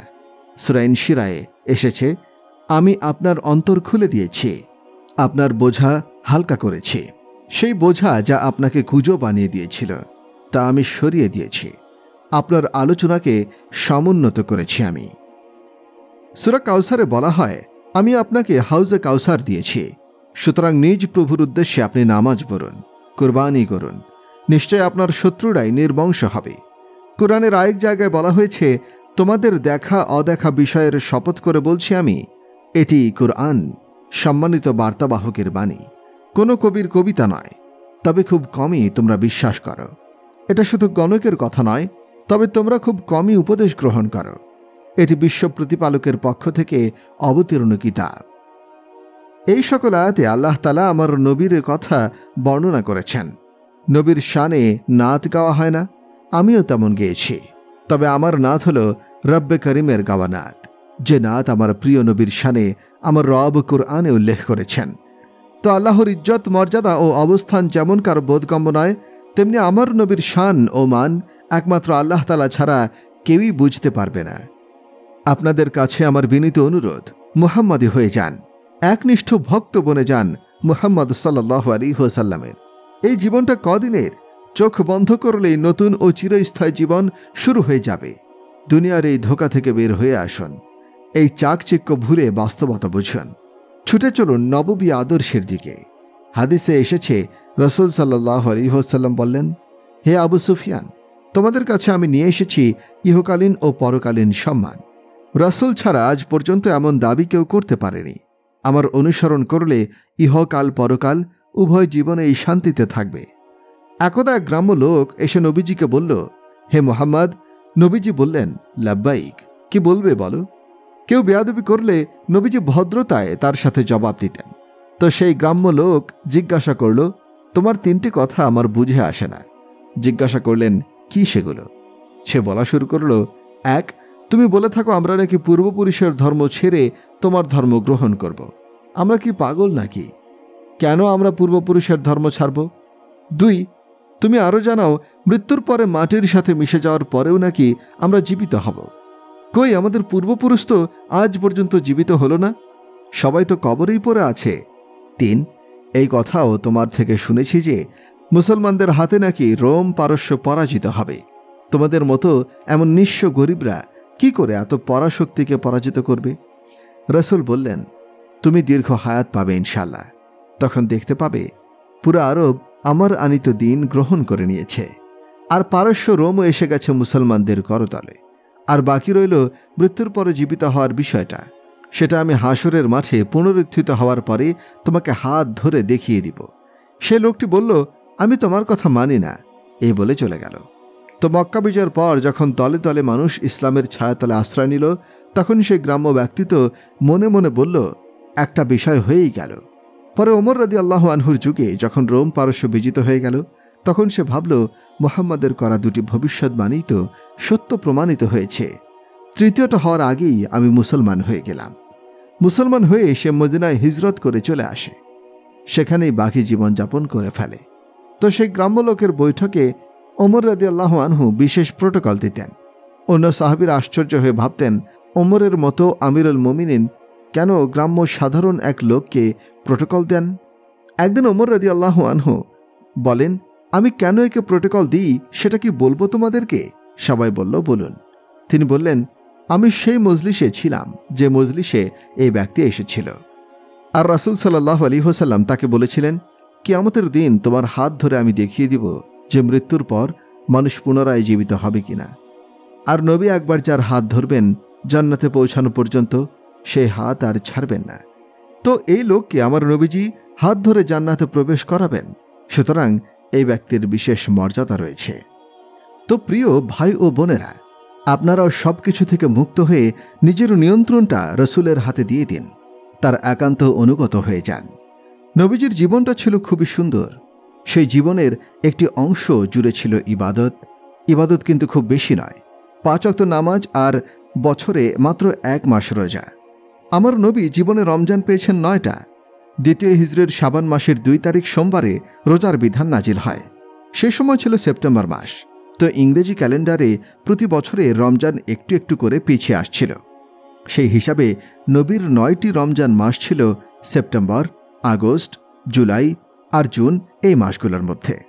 এগুলো গরম মাস। তার মানে আমার নবীর সব কয়টি রমজান পড়েছিল পূর্ণ গরমের সময়। নবীজি সাধারণত সাহরিতে মাত্র 2-3টি খেজুর আর 1 গ্লাস পানি খেতেন। এভাবেই 9টি রমজান কাটিয়েছেন তিনি। এর মধ্যে হয়তো একটু বেশি খেয়েছেন। পুরো রমজান 20 দিন ইতিকাফ করে দেখিয়েছেন। শবে কদরের খোঁজে 10 দিন ইতিকাফ করা ওনার নিয়ম ছিল সারা জীবন। একবার নবীজি মিম্বারে উঠে দাঁড়িয়ে বললেন, সুবহানাল্লাহ, তোমরা কিসের সম্মুখীন হতে যাচ্ছ? কি জিনিস তোমাদের কাছে আসছে তা বুঝতে পারছো না তোমরা? রাসূল এটা 3 বার বললেন। তখন ওমর রাদিয়াল্লাহু আনহু বললেন, হে আল্লাহর রাসূল, এভাবে বলছেন কেন? কোনো ওহী নাজিল হয়েছে নাকি কোনো শত্রুর আগমন টের পেয়েছেন? রাসূল বললেন, না, বরং রমজান মাস আসছে। তো রমজানে জান্নাতের দরজাসমূহ খুলে দেওয়া হয়। বন্ধ করে দেওয়া হয় জাহান্নামের দরজাগুলো। রাতে তারাবির সুযোগ পাওয়া যায়। বন্ধ করে দেওয়া হয় জাহান্নামের দরজাগুলো। রাতে তারাবির সুযোগ পাওয়া যায়। আর রোজা দীর্ঘ হলে, কষ্ট বেশি হলে সওয়াবও বেশি হবে। আর রমজানের 3 দিন রাতে নবীজি তারাবি পড়িয়েছেন। তারাবি এই উম্মতের বিশেষ বৈশিষ্ট্য। পূর্ববর্তী কোনো উম্মতকে তারাবির বিধান দেওয়া হয়নি। পূর্ববর্তী উম্মতের জন্য রোজা ছিল 24 ঘন্টার। আমাদের উপরে প্রাথমিক অবস্থায় রোজা ছিল সারাদিন ও সারা রাত, অর্থাৎ সূর্য অস্তমিত হওয়ার পরে একটু খাওয়ার অনুমতি ছিল। ঘুমিয়ে গেলেই পরবর্তী রোজা শুরু হয়ে যেত। তো কায়েস ইবনে শারিমা নামক এক রাখাল সাহাবী ইফতারের সময় স্ত্রীর কাছে জিজ্ঞাসা করলেন, খাওয়ার কিছু আছে কি? স্ত্রী বললেন, না, খাওয়ার মতো তো কিছুই নেই। তবে আপনি সারাদিন কাজ করে এসেছেন, একটু বসুন, আমি দেখি খাবারের কোনো ব্যবস্থা করতে পারি কিনা। তো স্ত্রী খাবার নিয়ে এসে দেখেন কায়েস ইবনে শারিমা ঘুমিয়ে গেছেন। এটা দেখে স্ত্রী বললেন, আহা, আপনি তো ঘুমিয়ে গেলেন, এখন তো আর খাওয়া যাবে না। তো এভাবে না খেয়ে কায়েস রোজা রাখা শুরু করলেন। পরদিন জোহরের সময় তিনি বেহুশ হয়ে পড়ে গেলেন। এটা দেখে নবীজির অনেক কষ্ট হল। তখনই আল্লাহ তাআলা আয়াত নাজিল করেন, ভোরের কালো রেখা থেকে শুভ্র রেখা স্পষ্ট হবার আগ পর্যন্ত তোমরা খানাপিনা করতে পারবে। এরপর সেই রোজাকে প্রলম্বিত করবে পরবর্তী রাত অবধি। এভাবে আল্লাহ তাআলা রোজার বিধানটাকে সহজ করে দিলেন। রোজাতে রাতের বেলা খানাপিনা, স্ত্রী সম্ভোগ সবই বৈধ, আর দিনের বেলা এই সব অবৈধ। আরেকটা হাদিস শুনুন। জৈনিক গ্রাম্য ব্যক্তি এসে বলল, হে আল্লাহর রসুল, আমি তো ধ্বংস হয়ে গেছি। রাসূল জিজ্ঞাসা করলেন, কেন, কি করেছ তুমি? সে বলল, আমি তো রোজা অবস্থায় স্ত্রী সহবাস করে ফেলেছি। নবী বললেন, ঠিক আছে, কাফারা স্বরূপ গোলাম আজাদ করে দাও। সে বলল, আমি তো গরিব মানুষ, গোলাম কোথা থেকে পাব? নবীজি বললেন, তাহলে 60 জন মিসকিনকে খাবার খাওয়াও। সেই গ্রাম্য ব্যক্তি বলল, আমিই তো মিসকিন, অন্যকে আবার খাওয়াবো কিভাবে? তখন রাসূল বললেন, আচ্ছা, তাহলে একাধারে 60টি রোজা রাখো। সেই লোক বলল, এক রোজা রাখতে গিয়ে তো অঘটন ঘটিয়ে ফেলেছি, 60 রোজা কিভাবে রাখব? এটা শুনে নবীজি সাল্লাল্লাহু আলাইহি ওয়াসাল্লাম হেসে দিলেন আর বললেন, ঠিক আছে, বসো, দেখি তোমার জন্য কি করা যায়। একটু পরে এক লোক এক ঝুড়ি খেজুর নিয়ে এসে বলল, ইয়া রাসূলুল্লাহ, এগুলো আমি দান করলাম। তখন নবীজি সেই গ্রাম্য লোকটিকে বলল, এই খেজুরগুলো নিয়ে গিয়ে মদিনার 60 জন মিসকিনকে খাইয়ে দাও। তখন ওই লোক বলল, মদিনায় তো আমার চেয়ে বড় মিসকিন আর কেউ নেই। এ কথা শুনে নবীজি এত হাসলেন যে তার মারির দাঁত প্রকাশ পেয়ে গেল। পরে রাসূল বললেন, আচ্ছা ঠিক আছে, এগুলো নিজ পরিবারকেই খাওয়াও, তবে এই বিধান শুধু তোমার ক্ষেত্রেই চলবে, অন্য কারো জন্য এরকম বিধান প্রযোজ্য হবে না। এরকম আরও কিছু অপ্রত্যাশিত ঘটনার প্রেক্ষিতে আল্লাহ তাআলা সুবহে সাদিক পর্যন্ত খাবার দাবার এবং স্ত্রী সম্ভোগ সহ অন্যান্য কাজ বৈধ করে দিলেন, আর সুবহে সাদিকের পর থেকেই সেগুলো অবৈধ হয়ে যায়। তো আল্লাহ পাক রমজানের রোজার সময়ে পরিবর্তন আনলেন আর রাতে দিলেন তারাবি। তারাবি পড়তে যেহেতু একটু কষ্ট হয়, তাই আল্লাহ পাক এই সওয়াব বাড়িয়ে দিয়েছেন। তারাবির প্রতিটা সিজদার বিনিময়ে জান্নাতে লাল ইয়াকুত পাথরের একটি মহল থাকবে। সেই মহলে স্বর্ণ রূপার দরজা থাকবে 60,000। এছাড়াও প্রত্যেক সিজদার পরিবর্তে জান্নাতে এমন একটি গাছ তৈরি করা হবে যার ছায়া পার হতে একজন আরোহীর 500 বছর সময় লাগবে। বাকি 11 মাসের নাম রেখেছে মানুষ, কিন্তু রমজান মাসের নামটা কোরআনে স্বয়ং আল্লাহ তাআলা রেখেছেন। ইরশাদ হয়েছে, রমজান সেই মাসে যে মাসে কোরআন অবতীর্ণ হয়েছে। মুহররম থেকে শাবান এবং শাওয়াল, জিলকদ ও জিলহজ এই সব মাসের নাম রেখেছে আরবের লোকেরা, কিন্তু রমজানের নামকরণ বহু আগেই হয়ে গিয়েছিল। পরবর্তীতে আরবদের মুখে তার প্রচলন ঘটানো হয়। রমজান শব্দ এবং রোজার মধ্যে কি মিল? মিল হচ্ছে রমজান শব্দের অর্থ জ্বলে যাওয়া। রোজাদার নর নারীর গুনাহ আল্লাহ পাক জ্বালিয়ে দেন, অর্থাৎ মাফ করে দেন। রোজার মাধ্যমে এভাবেই আল্লাহ তাআলা মুমিন বান্দাবান্দের সমস্ত গুনাহ মাফ করে দিয়ে একদম পবিত্র করে দেন। রমজানের শেষ দিনে আল্লাহ তাআলা ঘোষণা করে দেন, রোজাদার সবাইকে আমি মাফ করে দিলাম।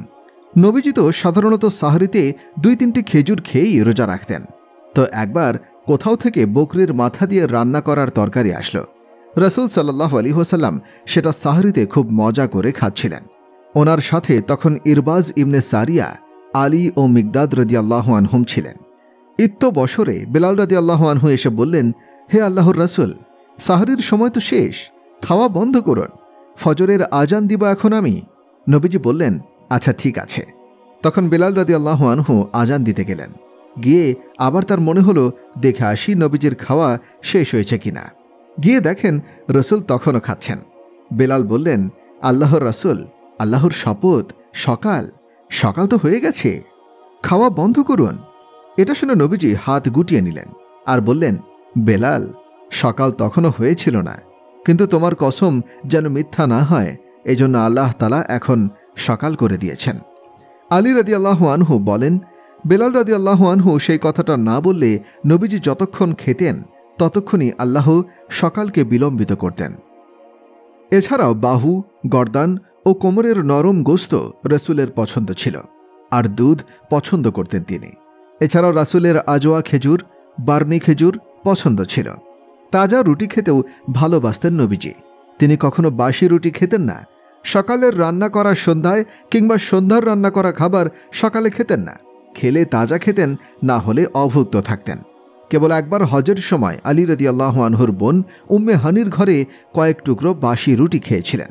বর্তমানে তো অনেকে একসাথে 7-8 দিনের খাবার রান্না করে ফ্রিজে রেখে দেয়, এরপর প্রতিবেলায় গরম করে করে খায়। তো একবার রসুলের আজাদকৃত দাস আবু উবাইদ একটি ডেগে গোস্ত পাকাচ্ছিলেন।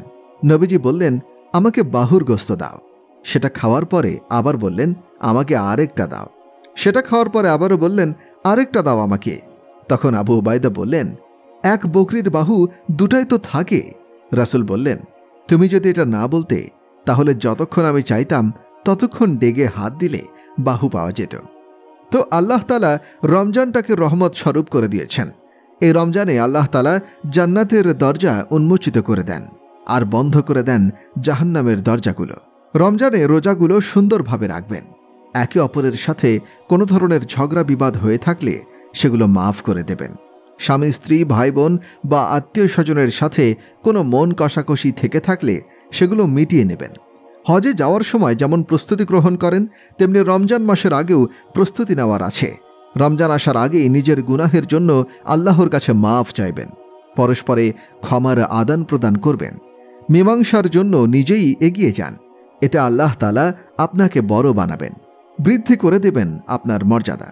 আল্লাহ পাক রমজানে শবে কদর দিয়েছেন। 21, 23, 25, 27 ও 29 এই 5টি রাত আপনারা জেগে থেকে ইবাদত করুন। এই 5 রাতের কোনো রাত নিশ্চয়ই শবে কদর হবে। শবে কদরে জেগে ইবাদত করা 1000 মাসে ইবাদত করার থেকেও উত্তম। তবে শবে কদরে আল্লাহ তাআলার কাছে মাফ পাওয়ার জন্য শর্ত হলো, মনের মধ্যে কোনো হিংসা বিদ্বেষ রাখা যাবে না। কারো প্রতি কোনো ক্ষোভ বিদ্বেষ থাকলে তা দূর করে ফেলতে হবে। কারো প্রতি রাখা যাবে না কোনো ধরনের অবজ্ঞা, অবহেলা। কাউকে করা যাবে না তুচ্ছ তাচ্ছিল্য। তাহলেই আল্লাহর কাছে কবুল হবে এই রাতের ইবাদতগুলো। তো অন্যতম একটি ইবাদত হলো নামাজ, আরেকটি হচ্ছে রোজা। 5 ওয়াক্ত নামাজে খুব বেশি সময় ব্যয় হয় না, আর রোজা তো 1 বছর পরে আসে। জাকাত এবং হজ তো শুধু ধনীদের উপরেই ফরজ, গরিব বা মধ্যবিত্তদের জন্য নয়। রোজার ক্ষেত্রেও অসুস্থ বা সফরে থাকলে পরবর্তীতে রাখার সুযোগ আছে। বছরে যে কোনো সময় জাকাত দিলেই হয়ে যায়। জীবনে একবার হজ করলেই যথেষ্ট। এই হচ্ছে ইবাদতের মোটামুটি রূপরেখা।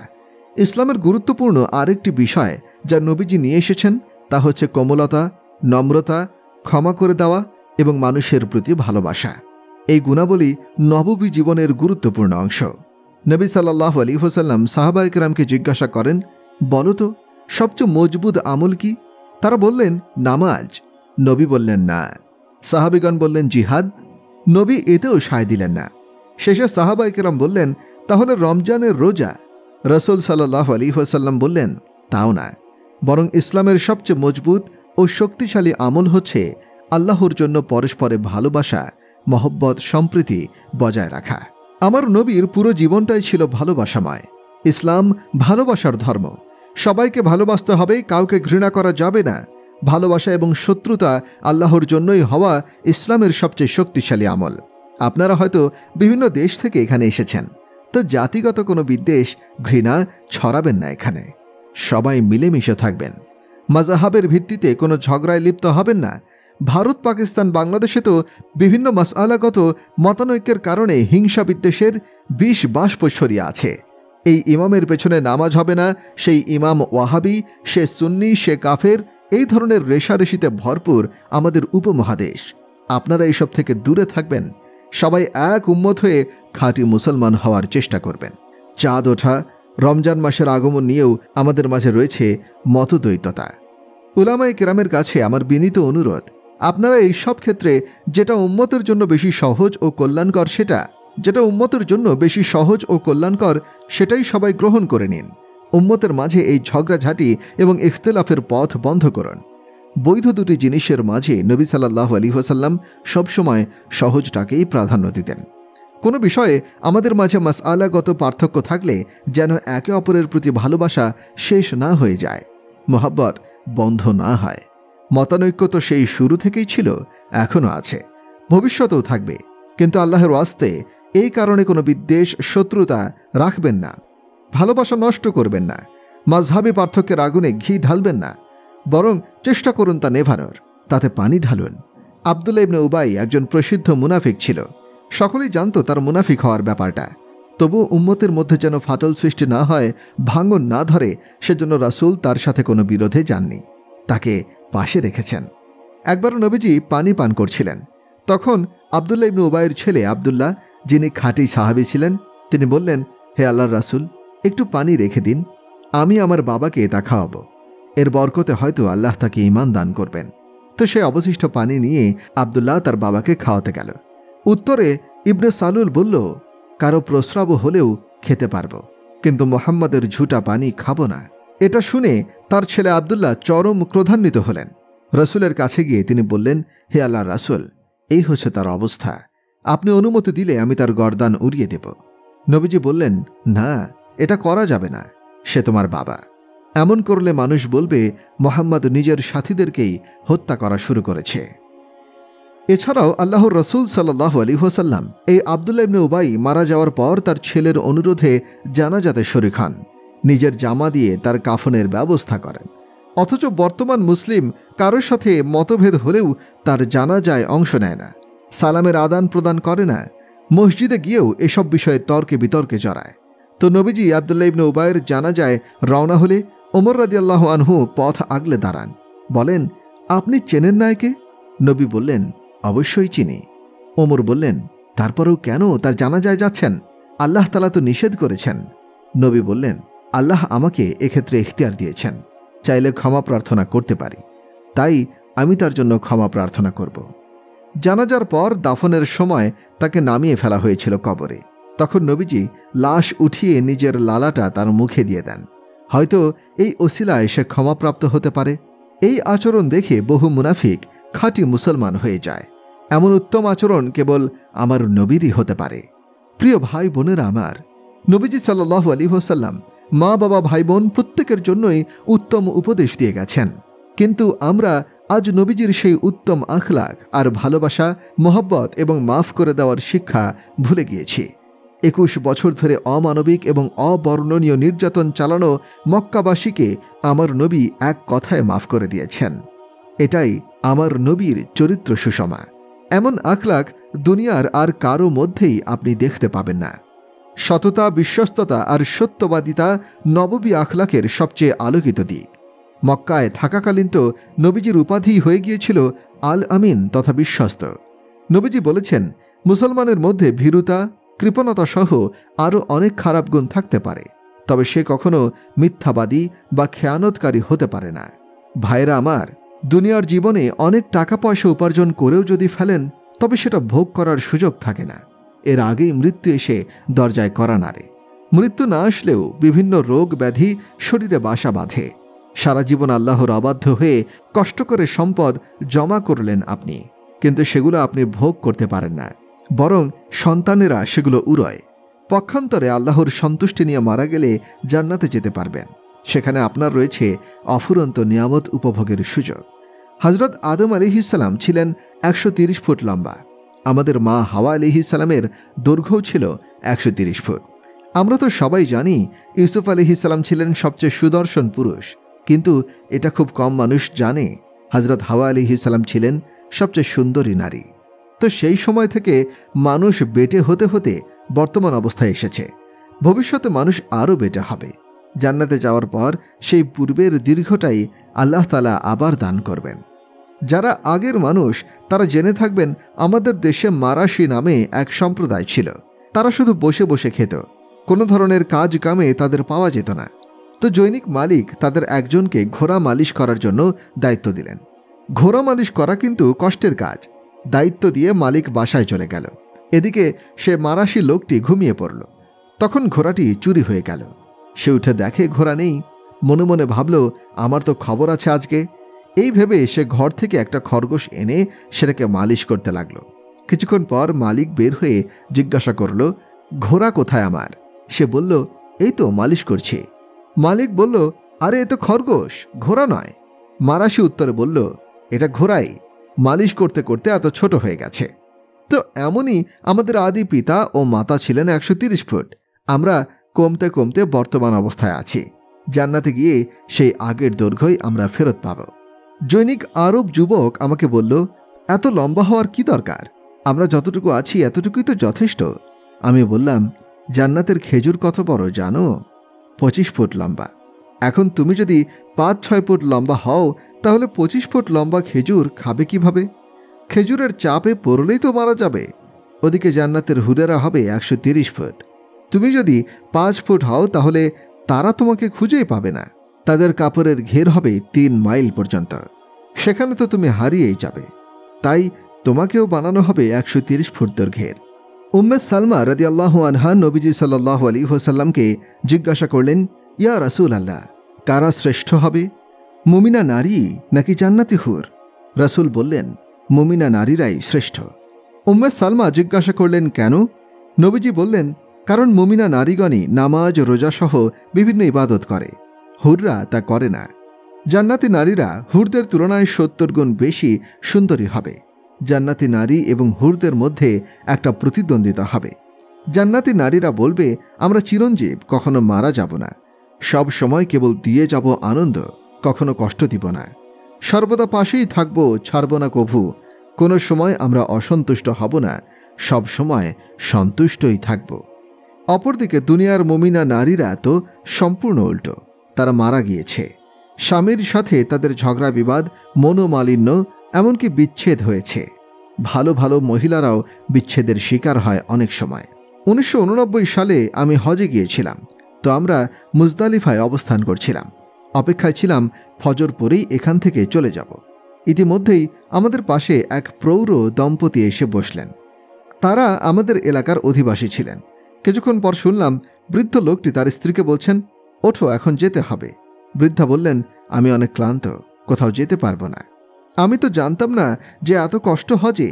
তখন স্বামী বলল, আরে শয়তানকে তো পাথর মারতে হবে। কিন্তু স্ত্রী বললেন, আমি কিছু জানি না, কোথাও যেতে পারবো না আমি। এভাবে তাদের মধ্যে কথা কাটাকাটি শুরু হয়ে গেল।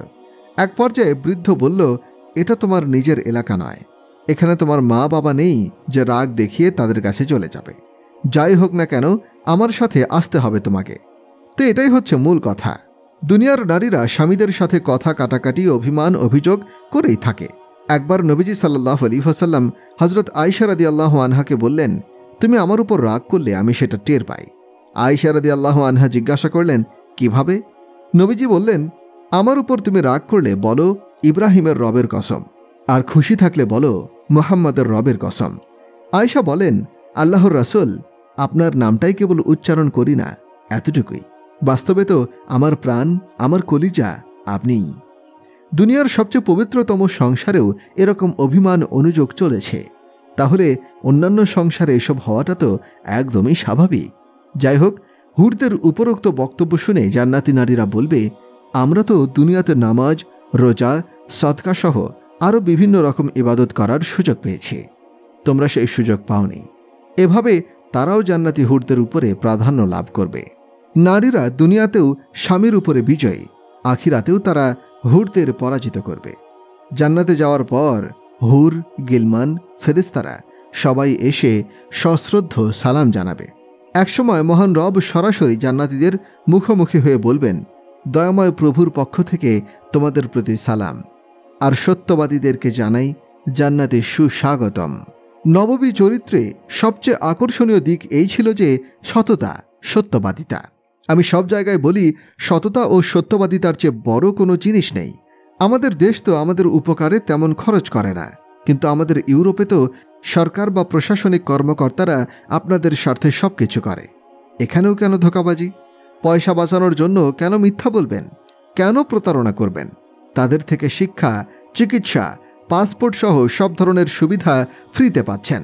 তারপরেও কেন এই মিথ্যা ছলচাতুরি? সাবধান, সামান্য কয়টা টাকা বাঁচানোর জন্য এরকম ধোঁকাবাজির আশ্রয় নেবেন না। প্রতারণা করবেন না, মিথ্যা বলবেন না।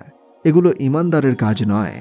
সত্যবাদিতা এবং সততার সামনে টাকা পয়সা কোন ছাড়, বরং দুনিয়ার সমস্ত কিছুই সত্যের জন্য বিসর্জন দেওয়া হয়েছে। ইয়াজিদের কুকর্মের কথা তো আপনারা সবাই শুনে থাকবেন। আমি আপনাদেরকে তার ছেলের সুকীর্তির কথা শোনাচ্ছি। মাত্র 22 বছর বয়সে ইয়াজিদের ছেলে মুয়াবিয়া শাসনভার গ্রহণ করলে 3টি বিশাল মহাদেশের রাষ্ট্রপতি ছিলেন। তার শাসনামলে বিদ্রোহীও ছিল না কেউ। মাত্র 40 দিন তিনি শাসন ক্ষমতা থাকেন। এরপর বনু উমাইয়ার সবাইকে একত্রিত করে বলেন, যে সিংহাসনের ভিত্তি হচ্ছে জুলুম, নবী পরিবার বিশেষত হুসাইন রাদিয়াল্লাহু আনহুর রক্তের উপর দিয়ে যে শাসন ক্ষমতা গড়ে উঠেছে, সেই শাসন ক্ষমতার উপরে আমি অভিশাপ দিচ্ছি। আমার দরকার নেই এটার। এই নিন আপনাদের শাসনভার, যাকে ইচ্ছা দিয়ে দিন। এই বলে ছেড়ে দেন ক্ষমতা। শুধু সততার স্বার্থে বিশাল এই 3 মহাদেশের ক্ষমতায় লাথি মেরে দিয়ে তিনি চলে আসেন। আমি ইউরোপের যেখানেই সফর করি বলি, মুসলমানদের এমন ইমেজ তৈরি করুন যেন কোথাও মুসলিম পরিচয় দিলে সবাই এই নিরাপত্তা বোধ করে যে মুসলমান ধোঁকা দেয় না, মিথ্যা বলে না। নিজের ঈমান ও আখলাকে এমন পর্যায়ে নিয়ে যান যেন সবাই বোঝে মুসলমান মানেই সত্যতা, সতবাদিতা ও বিশ্বস্ততা। কিন্তু দুঃখজনক বাস্তবতা হলো, এই মুসলমানদের মধ্যেই সবচেয়ে বেশি মিথ্যা, প্রতারণা ছড়িয়ে পড়েছে। ভারতের গুজরাটের এক লোক ব্যবসা করতে ফ্রান্সে গেছে। একবার সে আমাকে জানালো, অমুক লোক তার 500 ইউরো মেরে দিয়েছে। আমি জিজ্ঞাসা করলাম, ফ্রান্সের অন্যান্য ব্যবসায়ীরা কি এরকম ধোঁকাবাজের শিকার হয়? সে বলল, না। জিজ্ঞাসা করলাম, কেন না? সে জানালো, তাদের মধ্যে সব লেনদেন লিখিত স্টেটমেন্ট থাকে। আমি বললাম, আপনি কেন এরকম স্টেটমেন্টের ব্যবস্থা করেন না? সে বলল, এটা করতে গেলে ট্যাক্স দিতে হয়। তখন আমি বললাম, ভাই, ট্যাক্স দিয়ে দিলেই তো আজ এই মারটা আপনি খেতেন না। তাছাড়া তখন আপনার মনে আলাদা একটা শক্তি কাজ করত, ঘুমটাও হতো নিশ্চিন্ত। আপনাদের সবার কাছে আমার সশ্রদ্ধ নিবেদন, নিজেদের সন্তানদের জন্য সততা রেখে যান। সত্য বলার অভ্যাস করুন, মিথ্যা বলবেন না। সত্যবাদিতা আমাদের মুসলমানদের অন্যতম পরিচয়।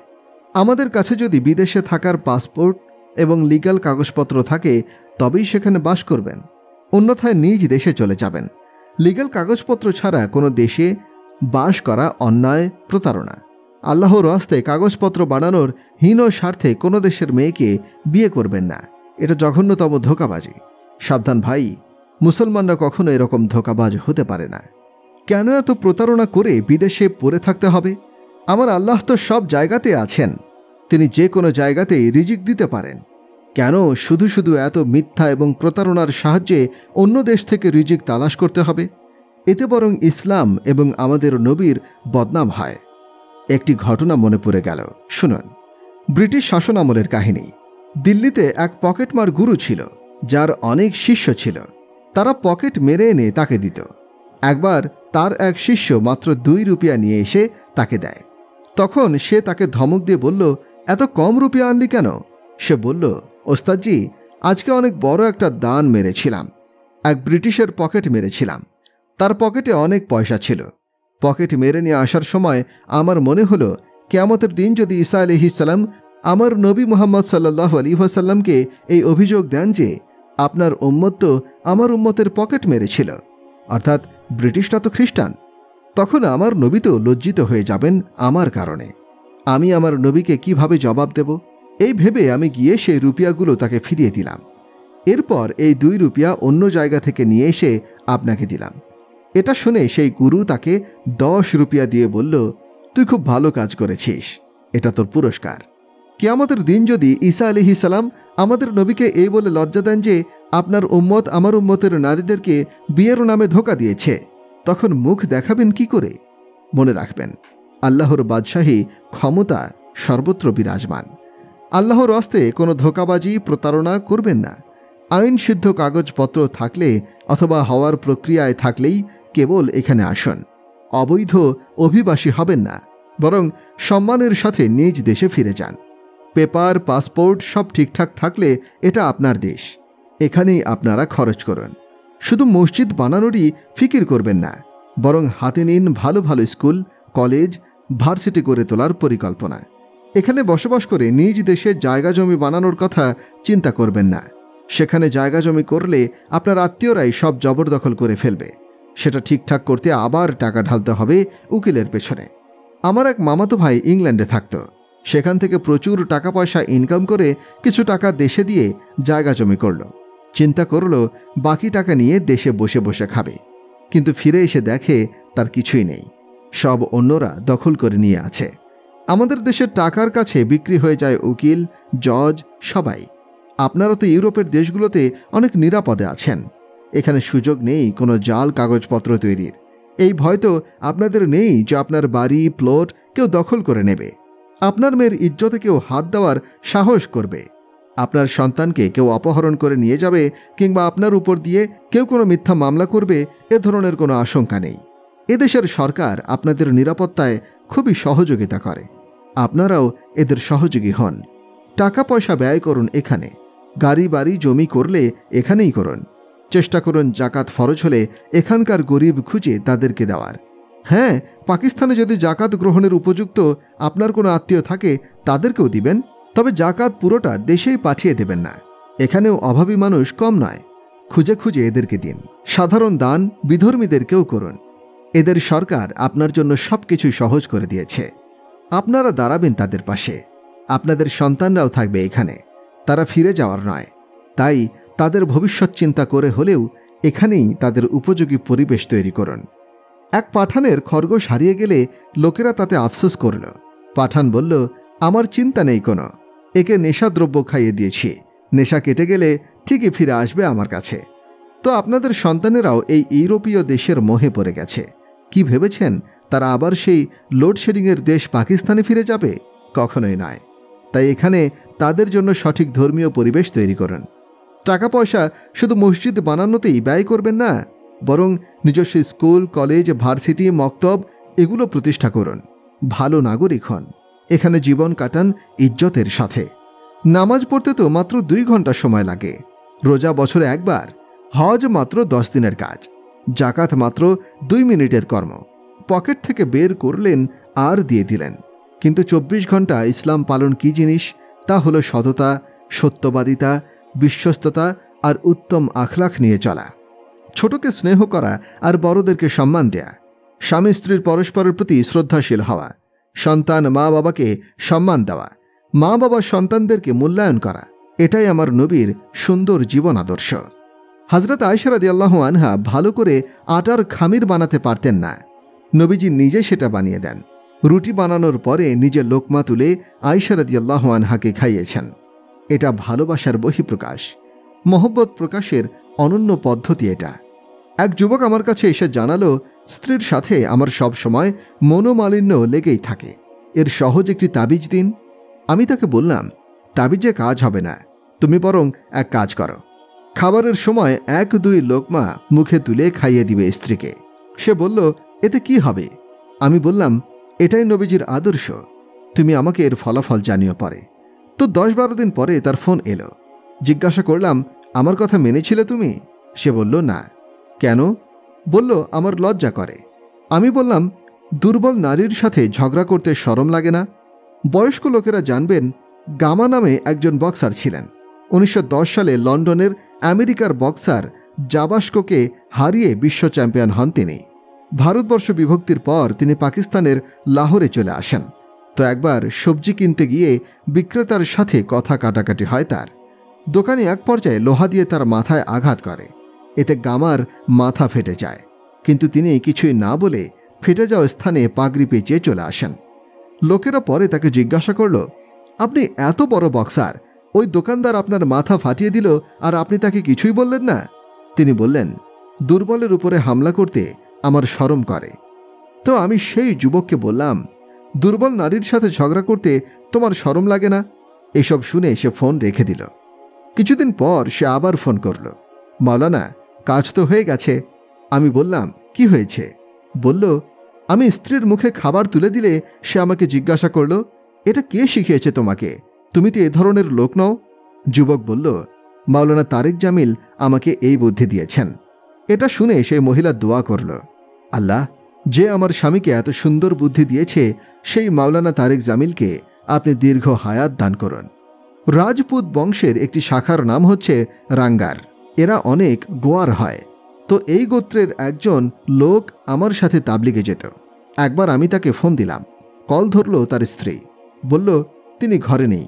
আমি বললাম, তিনি আসলে বলবেন তারেক জামিল ফোন দিয়েছিল।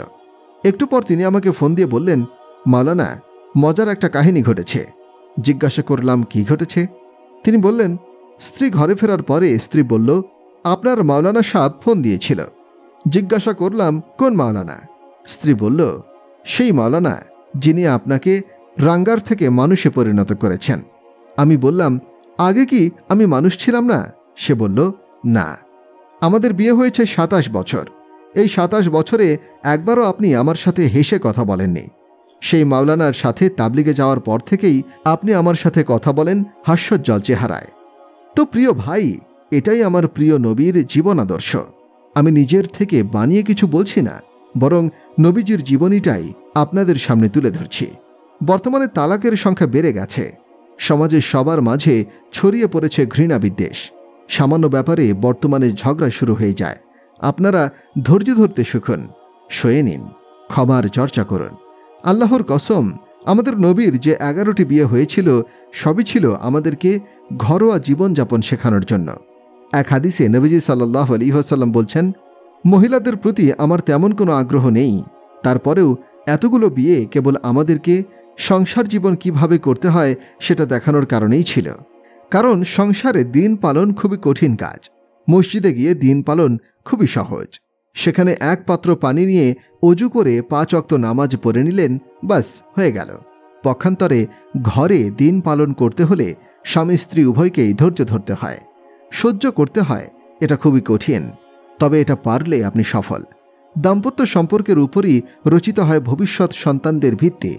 পাকিস্তানের এক যুবক আমাকে এসে বলল, পাকিস্তানের এক যুবক আমার কাছে আসলো। লেখাপড়ায় সেই প্রত্যেক ক্লাসেই নাম্বার 1 হতো। সে আমাকে জানালো, মাওলানা, আমি দুইবার আত্মহত্যার চেষ্টা করেছি। জিজ্ঞাসা করলাম, কি কারণে? সে বলল, আমার মা বাবা সবসময় ঝগড়া বিবাদ করতে থাকে। তাদের এই ঝগড়াতে হতাশায় ভুগে আত্মহত্যার পথে পা বাড়িয়েছিলাম আমি। হায়াত আছে বলেই আল্লাহ তাআলা আমাকে বাঁচিয়েছিলেন। পরিবারের শান্তি চাইলে আমাদের সবাইকে নববী আখলাখ অর্জন করতে হবে, এর কোনো বিকল্প নেই। দেখুন, নবীজি সাল্লাল্লাহু আলাইহি ওয়াসাল্লাম 25 বছর বয়সে 40 বছরের বিধবা খাদিজাকে বিয়ে করেন। তার সাথে 25 বছর সংসার করেন। ওনার মৃত্যুর পরে জীবনের পরন্ত বেলায় গিয়ে আরও 10টি বিয়ে করেন। সবগুলোই ছিল আসলে আমাদের সাংসারিক জীবন শেখানোর জন্য। একজন বিধবা, তালাকপ্রাপ্তা কিংবা কুমারী নারীর সাথে কি আচরণ করতে হয়, ধনীর ঘরের মেয়ের সাথে কিভাবে সংসার করতে হয়, কোন সিস্টেমে চলতে হয় একজন সমমনা নারীর সাথে, আর কোন পথে হাঁটতে হয় একজন ভিন্ন পরিবেশের মহিলার সাথে, এসবই আমার নবী হাতে কলমে দেখিয়ে গিয়েছেন। এক রাতে হুজুরে পাক সাল্লাল্লাহু আলাইহি ওয়াসাল্লাম উম্মুল মুমিনিন মাইমুনার ঘরে শুয়েছিলেন। রাতের বেলা প্রস্রাব করতে বাইরে এলেন, কিন্তু মাইমুনা রাদিয়াল্লাহু আনহা ভাবলেন রাসূল হয়তো অন্য কোনো স্ত্রীর কাছে চলে গেছেন। তাই রাগে তিনি দরজা বন্ধ করে দিলেন। একটু পরে নবীজি এসে দরজায় আওয়াজ দিলেন। মাইমুনা বললেন, দরজা খুলব না আমি, আপনি তো আরেকজনের কাছে গিয়েছিলেন, সেখানেই থাকুন। নবী বললেন, আরে না, আমি প্রস্রাব করতে গিয়েছিলাম। মাইমুনা বললেন, আমি বিশ্বাস করি না। নবীজি বললেন, আমি তো আল্লাহর রাসূল, মিথ্যা বলবো আমি? এ কথা শুনেই মাইমুনা নিজের ভুল বুঝতে পেরে তাড়াতাড়ি ভয়ে দরজা খুলে দিলেন। না জানি রাসূল কেমন রাগ দেখান, কিন্তু দরজা খোলার পরে রাসূল মুচকি হাসি দিয়ে বিছানায় শুয়ে পড়লেন, কিছুই বললেন না। এভাবেই নবীজি আমাদেরকে দাম্পত্য জীবনযাপন করা শিখিয়েছেন। আমরা হলে তো ঘরে ঢুকেই স্ত্রীর মাথা ফাটিয়ে দিতাম। ঘরোয়া কাজগুলো নিজ হাতে করতেন নবীজি। নিজে পরিষ্কার করতেন নিজের কাপড়, দিতেন ঘর ঝাড়ু, জুতা ছিঁড়ে গেলে তাও নিজেই সেলাই করতেন, স্ত্রীদের ঘরোয়া কাজে সাহায্য করতেন। বর্তমান যুগটা আসলে কৃপণতার যুগ। আধুনিকতার আড়ালে সব ক্ষেত্রেই পরিমাণে কম, মানে ভেজাল, এসবই চলছে আজকাল। আজকাল তো মেহমান আসলে আমরা বিরক্ত হই। মেহমান কোথাও গেলে এক ধরনের কোণ ঠাসা করে রাখা হয়, আগে এমন ছিল না। যাই হোক, ছোট সময়ে আমরা দেখেছি আমাদের ঘরে যত মেহমানি আসুক সবাইকে রাতের বেলা ঘুমের সময় 1 গ্লাস করে দুধ দেওয়া হতো। তো একবার এক মেহমান আসলে তাকে দুধ দিলাম। সে বলল, এটা আমি পান করব না। কেন? বলল, আমার কমপক্ষে 2 গ্লাস পান না করলে হয় না, আর এখন 2 গ্লাস পান করতে গেলে আমাকে আবার তোমাদের কাছে চাইতে হবে। এটা আমার আত্মসম্মান বোধ ক্ষুণ্ণ করবে, তাই দুধই খাবো না এখন। আয়েশা রাদিয়াল্লাহু আনহা হাড্ডির যেখানে মুখ লাগিয়ে গোস্ত খেতেন, ঠিক সেখানেই মুখ লাগিয়ে রাসূলও হাড্ডি চাটতেন। গ্লাসের যেদিকে মুখ লাগিয়ে আয়েশা পানি পান করতেন, ঠিক সেই জায়গাতেই মুখ লাগিয়ে নবীজিও পান করতেন। আর এগুলো নবীজি তাকে দেখিয়ে দেখিয়ে করতেন। আল্লাহর কসম, এই সবই ছিল আমাদেরকে শেখানোর জন্য। এভাবেই রাসূল সাল্লাল্লাহু আলাইহি ওয়াসাল্লাম স্ত্রীর প্রতি ভালোবাসার বহিঃপ্রকাশ শিখিয়ে গিয়েছেন। এক জিহাদ থেকে ফেরার সময় আয়েশা রাদিয়াল্লাহু আনহা রাসূলুল্লাহ সাল্লাল্লাহু আলাইহি ওয়াসাল্লামের সঙ্গেই ছিলেন। তখন তিনি কিশোরী। রাসূলুল্লাহ সাল্লাল্লাহু আলাইহি ওয়াসাল্লাম সঙ্গীদেরকে বললেন, তোমরা এগিয়ে যাও। অতঃপর আয়েশা রাদিয়াল্লাহু আনহাকে বললেন, এসো দৌড় প্রতিযোগিতা করি। আয়েশা রাদিয়াল্লাহু আনহা বলেন, আমি তার সঙ্গে দৌড় প্রতিযোগিতা করলাম এবং দৌড়ে এগিয়ে গেলাম। পরবর্তীতে আরেক জিহাদের সফরে আমি নবীজির সফর সঙ্গী হয়েছিলাম। সে সময় মুটিয়ে গিয়েছিলাম আমি। তো সেই সময় নবীজি আমার দৌড় প্রতিযোগিতার প্রস্তাব করলেন। আমি তার সাথে প্রতিযোগিতা করলাম, কিন্তু হেরে গেলাম। তখন নবীজি বললেন, এটা সেই আগের বারের হারের প্রতিশোধ। তুমি আর আমি এখন বরাবর। দেখুন, এখানে কিন্তু আয়েশা রাদিয়াল্লাহু আনহা বলেননি দৌড় প্রতিযোগিতার কথা, বরং রাসূলই নিজ থেকে বলেছিলেন। ভাই, এটাই ছিল নবীজির আদর্শ জীবন। বর্তমানে মওলানারা কি নিজ স্ত্রীর সাথে করবেন এরকম দৌড় প্রতিযোগিতা? তারা তো বলবেন, আমরা তো হুজুর, আমরা কিভাবে দৌড়াদৌড়ি করব? অথচ নবীর মতো এত বিশাল মহামানবও স্ত্রীর সাথে এ ধরনের আনন্দ মজা করেছেন। এক জিহাদের সফরে হযরত আয়েশা রাদিয়াল্লাহু আনহা নবীজির সাথেই ছিলেন। তো তিনি উঠে চলে গেছেন। পরে দেখেন গলায় হার নেই। তিনি বলেন, হে আল্লাহর রাসূল, আমি তো যাব না, আমার হার আগে খোঁজার ব্যবস্থা করুন। নবীজি তখন তার হার খুঁজতে পুরো বাহিনীকে নির্দেশ দিলেন। রসুল কিন্তু এটা বলেননি, জিহাদে আছে এখন, তোমার এ সমস্ত নখরা দেখার টাইম নেই। বরং তিনি বললেন, সবাই যাও, হার খুঁজে নিয়ে আসো। রাসূল কিন্তু তখনও কোনো আনন্দ ভ্রমণে বের হননি, বরং জিহাদের সফরে ছিলেন। অথচ সে অবস্থাতেও বলছেন, আগে আয়েশার হার খুঁজে নিয়ে আসো। তো আয়েশা রাদিয়াল্লাহু আনহার হার খুঁজতে খুঁজতে সন্ধ্যা হয়ে যায়। তখন কাফেলা সেখানেই রাত কাটানোর জন্য রয়ে যায়। মাগরিব ও এশার নামাজ পড়ার জন্য অজুর পানি ছিল। এরপরে তো পানি শেষ হয়ে যায়। তাদের প্ল্যান ছিল এশা পর্যন্ত চলতে থাকলে পানির জায়গায় পৌঁছে যাবে, সেখানে গিয়ে রাত কাটানো হবে। কিন্তু হার খুঁজতে গিয়ে সে পর্যন্ত পৌঁছা যায়নি। তখন সবাই মিলে আবু বকরকে দোষারোপ করতে লাগলো, আপনার মেয়ের জন্য তো এই অবস্থা আমাদের, এখন ফজরের নামাজ কিভাবে পড়ব আমরা? কোথাও পানি তো নেই, অজু করব কি দিয়ে? আর তখনও তায়াম্মুমের আয়াত অবতীর্ণ হয়নি। এসব শুনে আবু বকর রাদিয়াল্লাহু আনহুর রাগ উঠে গেল। তিনি নবীজির তাঁবুতে ছুটে গেলেন। গিয়ে দেখলেন আয়েশার কোলে মাথা রেখে রাসূল সাল্লাল্লাহু আলাইহি ওয়াসাল্লাম শুয়ে আছেন। রাসূল যেহেতু শুয়ে আছেন, তাই মুখে আয়েশাকে কিছু বলতে পারছেন না। চেহারার ভঙ্গি দিয়েই শাসাচ্ছিলেন তাকে। এক পর্যায়ে তার শরীরে আঙুল দিয়ে খোঁচাও মারলেন, কিন্তু আয়েশা নড়াচড়া না করে সোজা হয়ে বসলেন। রাসূলের ঘুম যেন ভেঙে না যায়। একটু পরে আবু বকর তাঁবু থেকে বেরিয়ে এলেন। পরে ঘুম ভাঙলে নবীজি জানতে পারলেন কোনো পানি নেই। সাহাবায়ে কেরাম অজু করতে পারছেন না, নামাজ পড়তে পারছেন না। সেই মুহূর্তে আল্লাহ তাআলা তায়াম্মুমের বৈধতা সংক্রান্ত আয়াত নাজিল করেন। তা হলো, তোমরা পবিত্র মাটি দিয়ে এমন করে নাও। তখন উসাইদ ইবনে হুজাইর রাদিয়াল্লাহু আনহু আবু বকর রাদিয়াল্লাহু আনহুকে বললেন, আপনার পরিবারের ওসিলায় আল্লাহ আমাদেরকে অনেক বড় একটা নিয়ামত দান করলেন। পরবর্তীতে আয়েশা রাদিয়াল্লাহু আনহার বাহন উনে দাঁড় করালে দেখা গেল হারটা তার নিচেই পড়ে আছে। তো এভাবেই রাসূল সাল্লাল্লাহু আলাইহি ওয়াসাল্লাম আমাদেরকে দাম্পত্য জীবন যাপন করতে শিখিয়েছেন। এটাই ছিল ওনার জীবন দর্শন। নবী সাল্লাল্লাহু আলাইহি ওয়াসাল্লাম মহিলাদেরকে স্বামীদের সম্মান করতে বলেছেন। এক হাদিসে এসেছে, জৈনিক ব্যক্তি এসে জিজ্ঞাসা করল, হে আল্লাহর রাসূল, স্ত্রীর উপরে স্বামীর কেমন হক রয়েছে? নবীজি বললেন, স্বামীর শরীরে কোনো ঘা থেকে যদি পুজো বের করা হয় আর মহিলা সেটা চেটে খেয়ে ফেলে, তবুও স্বামীর হক আদায় হবে না। হাদিসে আব্দুল নূর ইবনে আবদুল্লাহ নামে একজন মিথ্যাবাদী রাবী আছেন। অপর হাদিসে এসেছে, নবীজি সাল্লাল্লাহু আলাইহি ওয়াসাল্লাম বলেন, আল্লাহ ব্যতীত কাউকে সিজদার অনুমতি থাকলে স্ত্রীকে বলতাম স্বামীকে সিজদা করতে। তো প্রিয় সুধী, স্বামী স্ত্রীর সম্পর্কটা মূলত ভালোবাসার, সম্মানের। এখানে বাদানুবাদ করে টেকা যায় না। টাকা পয়সা থাকলেই সংসারে শান্তি আসে না। আপনাদেরকে আমি একটা তাবিজ দিচ্ছি, শুনুন। মাসি শরীফা নামে আমাদের বাড়িতে একজন ধোপার স্ত্রী কাজ করত। সে অনেক ঝগড়াটে ছিল। তার স্বামীর মোট 4 জন স্ত্রী ছিল। সে একদিন আমার বোনকে বলল, আমার সতীনদের সাথে খালি আমার ঝগড়া হয়, এমন একটি তাবিজ দিন যেন সবাই আমার অনুগত হয়ে যায়। আমার বোন তখন কাগজের মধ্যে কিছু একটা লিখে ভাঁজ করে তাকে বলল, যখন ঝগড়া লাগে তখন আপনি এটা দাঁত দিয়ে ধরে রাখবেন, কাগজটা যেন মুখ থেকে না পড়ে, পড়লে কিন্তু সর্বনাশ হয়ে যাবে। 3-4 দিন পরে সে মহিলা এসে বলল, এখন তার কোনো সমস্যা হয় না। মূলত দাঁত দিয়ে কাগজ ধরে রাখার কারণে সে কোনো কথা বলতে পারত না, তাই ঝগড়া বন্ধ হয়ে যেত। আমিও আপনাদেরকে এই তাবিজটাই দিতে চাচ্ছি।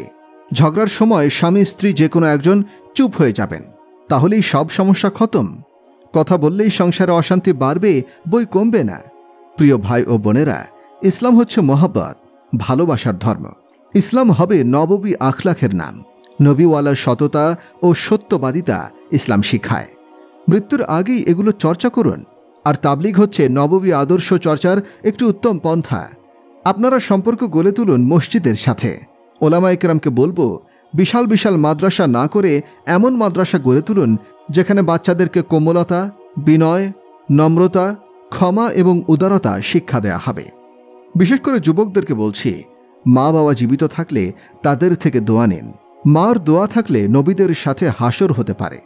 বাবার দোয়া পেলে বড় বড় আল্লাহওয়ালাদের সমমর্যাদার হতে পারে।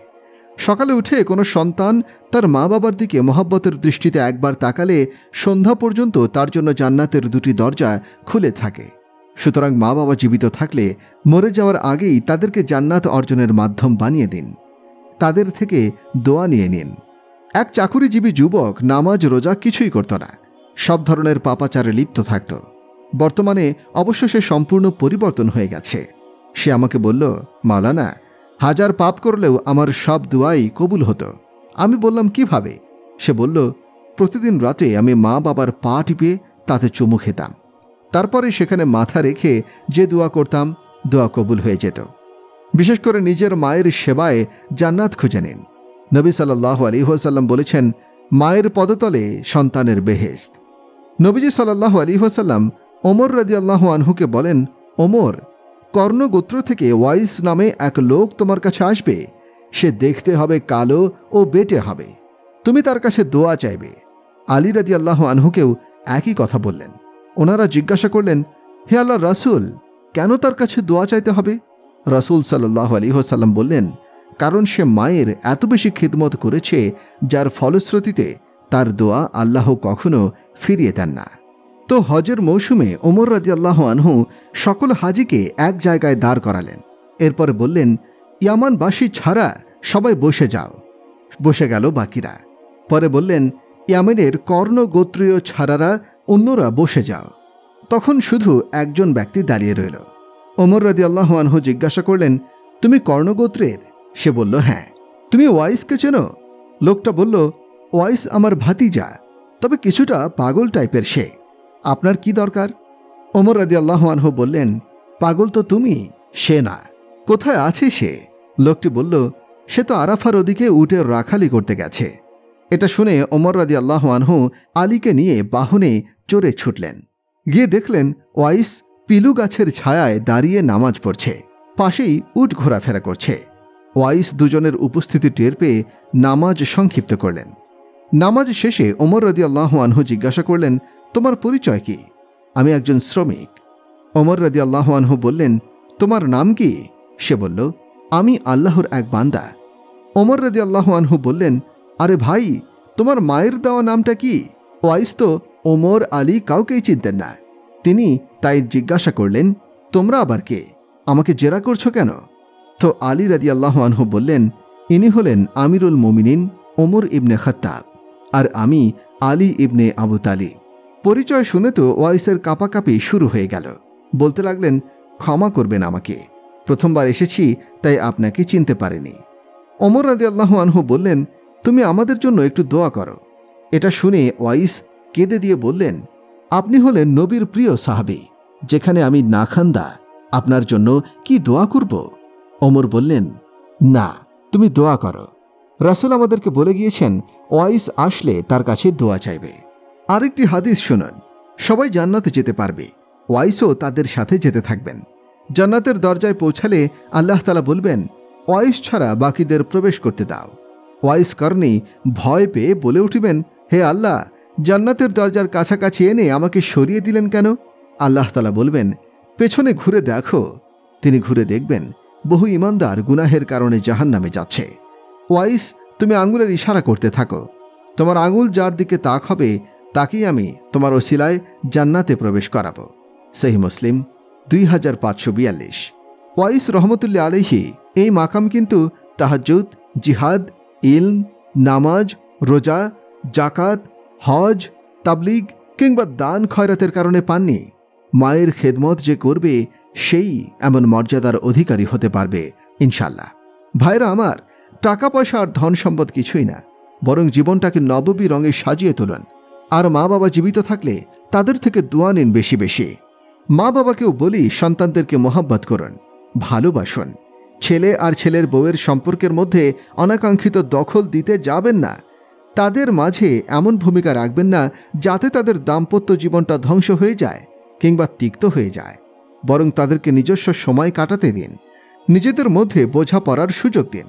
তবে তারা যদি পরস্পর কোনো জায়গায় জড়িয়ে যায়, তখন তাদের মধ্যে মীমাংসার ভূমিকায় দাঁড়ান আপনি।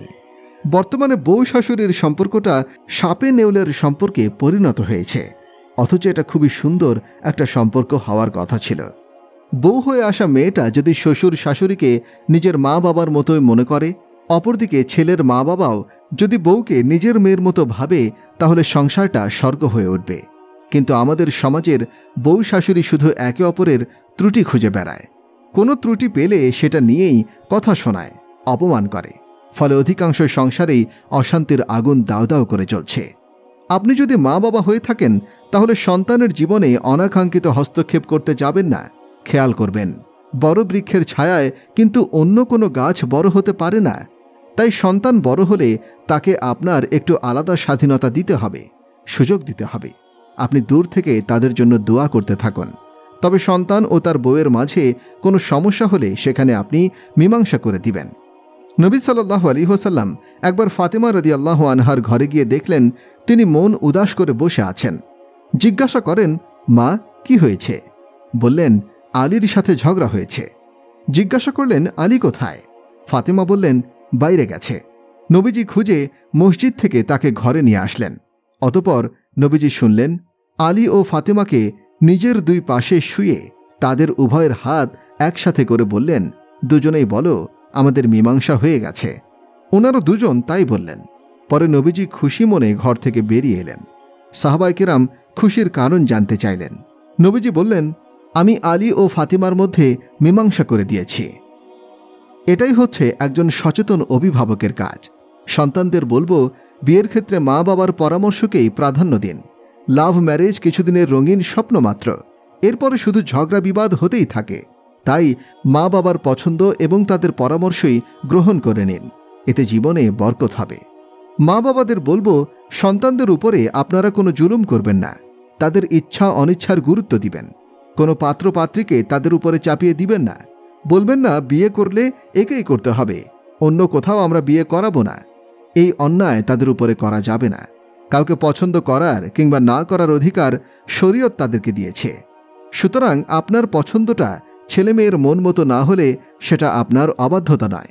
সুতরাং সন্তানদেরকে কোথাও বের করতে বাধ্য করবেন না। নবীজি বলেছেন, আল্লাহর শপথ, আমি আল্লাহর নির্দেশ ছাড়া কোনো বিয়ে করিনি।